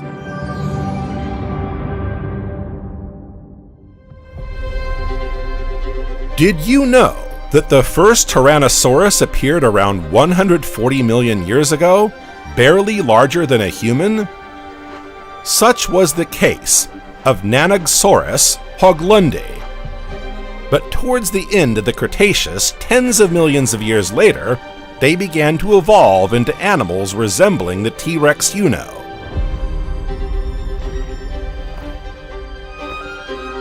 He's undoubtedly one of the most popular dinosaurs. When we think of the dinosaur period, it's often his name that springs to mind. It's also well known for its ferocity. In fact, its aggressiveness, violence, and insatiable predatory instincts have earned it the name of king of the tyrant reptiles. It could easily reach a length of 12 to 14 meters, or 43 feet, a height of 5 to 6 meters, or 16 feet, and a weight flirting with 7 tons. Like the previous dinosaurs we studied, it had a large skull, up to 1.50 meters long, or 5 feet. Armed with some 60 teeth, 10 to 15 centimeters, or 4 inches long, some as long as 18 centimeters or 7 inches, perfectly sharpened and saber-sharp, its mouth could have swallowed a whole man without difficulty. They were always effective and hardly ever wore out. Every 2 to 6 years, a new army of razor-sharp teeth sprang from its jaws. Some paleontologists also believe that the unusually large cranial surfaces behind the Tyrannosaurus's eyes must have housed extremely powerful chewing muscles. In addition to its teeth and powerful jaws, Tyrannosaurus had many other assets that put it right at the top of the podium among the world's greatest predators. He has stereoscopic vision. In other words, he has relief vision and a very good sense of distance. Each of his eyes provides a clear image at a certain viewing angle. Taken together and superimposed, these images provide the depth needed to assimilate distances. This also enabled him to register the slightest movement with a fairly wide field of vision. For a predator, this kind of visual capacity is a precious asset if you never want to miss your prey. The T-Rex was also robust and enduring. Walking for a whole day at an average speed of 8 kilometers didn't frighten it. His body took him where his sense of smell led him. He could also be fast if the occasion presented itself, such as a hunting opportunity. Tyrannosaurus could reach speeds of 25 kilometers per hour, or 40 miles per hour, with strides of around 3.75 meters, or 12 feet.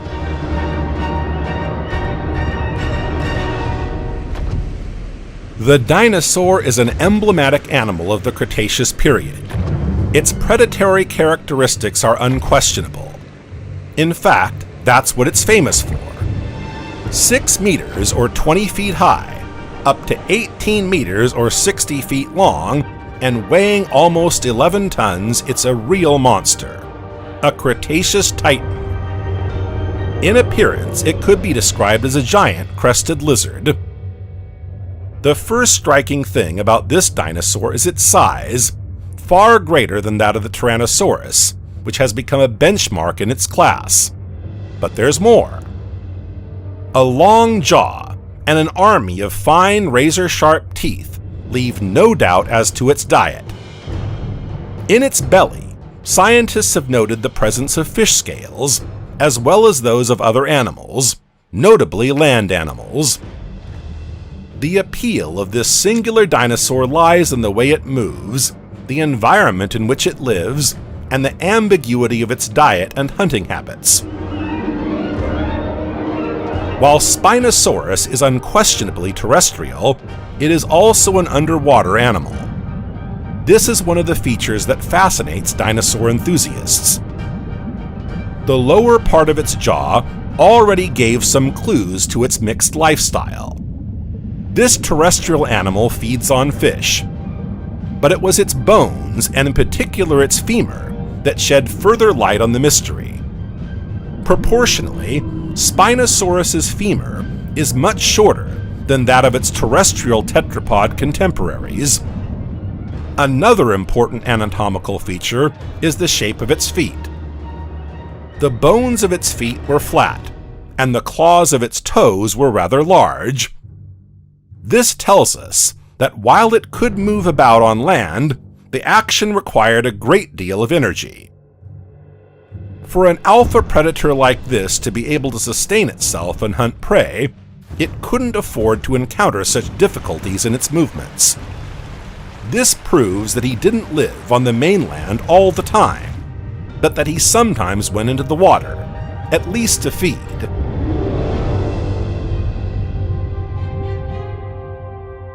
The very nature of its bones validates this hypothesis.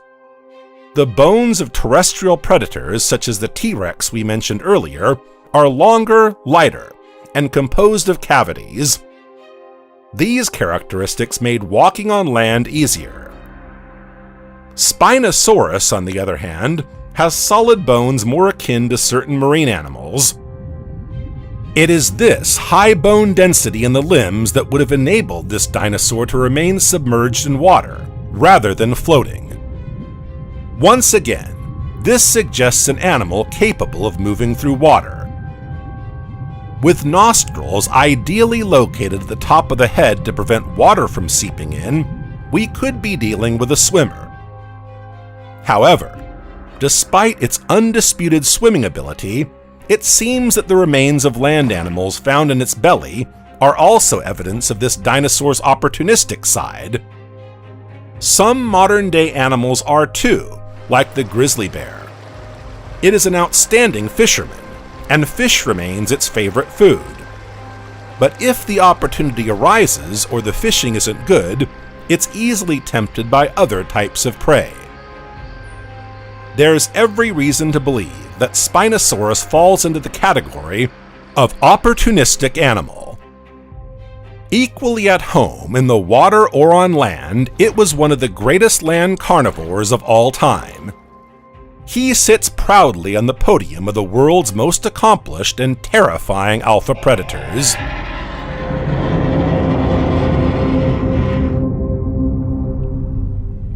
Previously, we met a pliosaur. This time, our journey gives us the opportunity to study a plesiosaur. You'll be able to see for yourself the major differences between these two families.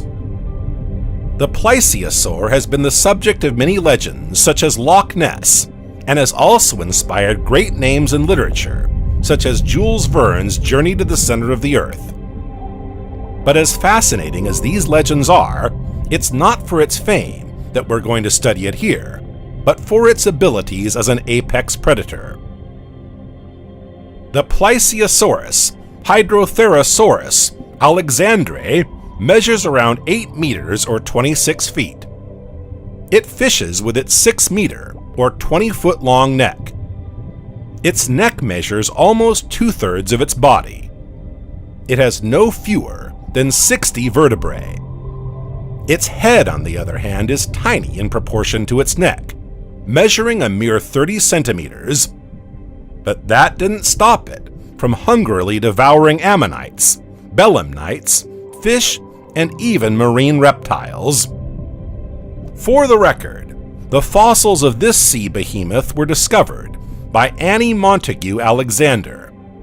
The dinosaur was named in her honor.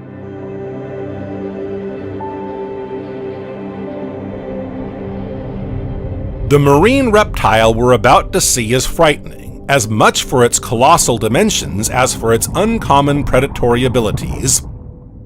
Tylosaurus was the largest of them all. This mosasaurus must have reached almost 18 meters or 60 feet in length, and weighed up to 15 tons.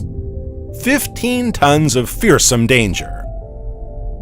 Its large head is reminiscent of a crocodile, but a crocodile of inordinate size. The body, meanwhile, is a clever blend of snake and fish. Despite these extraordinary dimensions, the mastodon moves with great ease. It is equipped with powerful fins that allow it to steer as it pleases, but also to move fast enough never to miss its target. Even if the mere idea of him opening his mouth makes your blood run cold, you absolutely must take a closer look at his teeth. They're numerous and razor sharp. As you can see, it also has a second set of teeth in its upper palate. Once the prey has been swallowed, it has no chance of escaping. It could take on any aquatic species that crossed its path. Nothing resisted him. He could eviscerate any prey in seconds. Fish, squid, plesiosaurs such as the Elasmosaurus, pterosaurs, sea turtles, and even other mosasaurs were all within his grasp, if his territorial mind was anything to go by. It also used its long snout to strike and stun its prey. Its skull alone could reach 1 meter, 20, or 4 feet. Look how easily this mosasaurus, Tylosaurus, captures a pteranodon. It seems to appear out of nowhere. He manages to propel himself out of the water and makes short work of the bird. He reigns supreme in the oceans, decimating even the biggest sharks of his day. He spread terror wherever he went. For all the violence he was capable of, given the sheer size of the animals living at the time, without an alpha predator of this stature, the regulation and biodiversity of marine species would have been compromised. It played an essential role in the oceans throughout its reign, until it disappeared, as did many of its contemporaries after the Cretaceous crisis.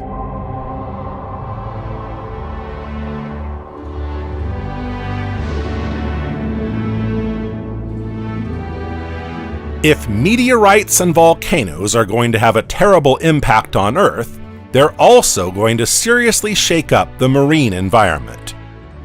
Earthquakes, tsunamis, heat waves, and sudden drops in temperature have altered the biotype we mentioned at the very start of our trip. As you now know, biotope and biocenosis are closely linked. For an ecosystem to survive, the fragile balance between one and the other must be maintained. The land-based activities of the time upset this balance. The biotope, then the biocenosis, would suffer the dramatic consequences of these upheavals.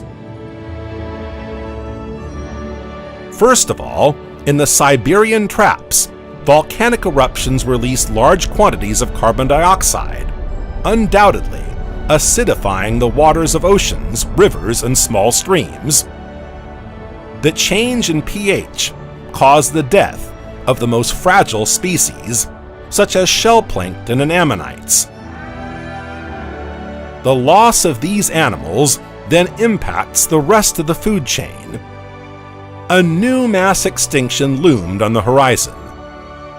But it was the fall of the famous meteorite a few thousand years later that did the damage to many species. It was the domino effect on a massive scale. Many animals became extinct, forever marking the history of life. Nevertheless, some of these animals did not disappear completely from the face of the earth.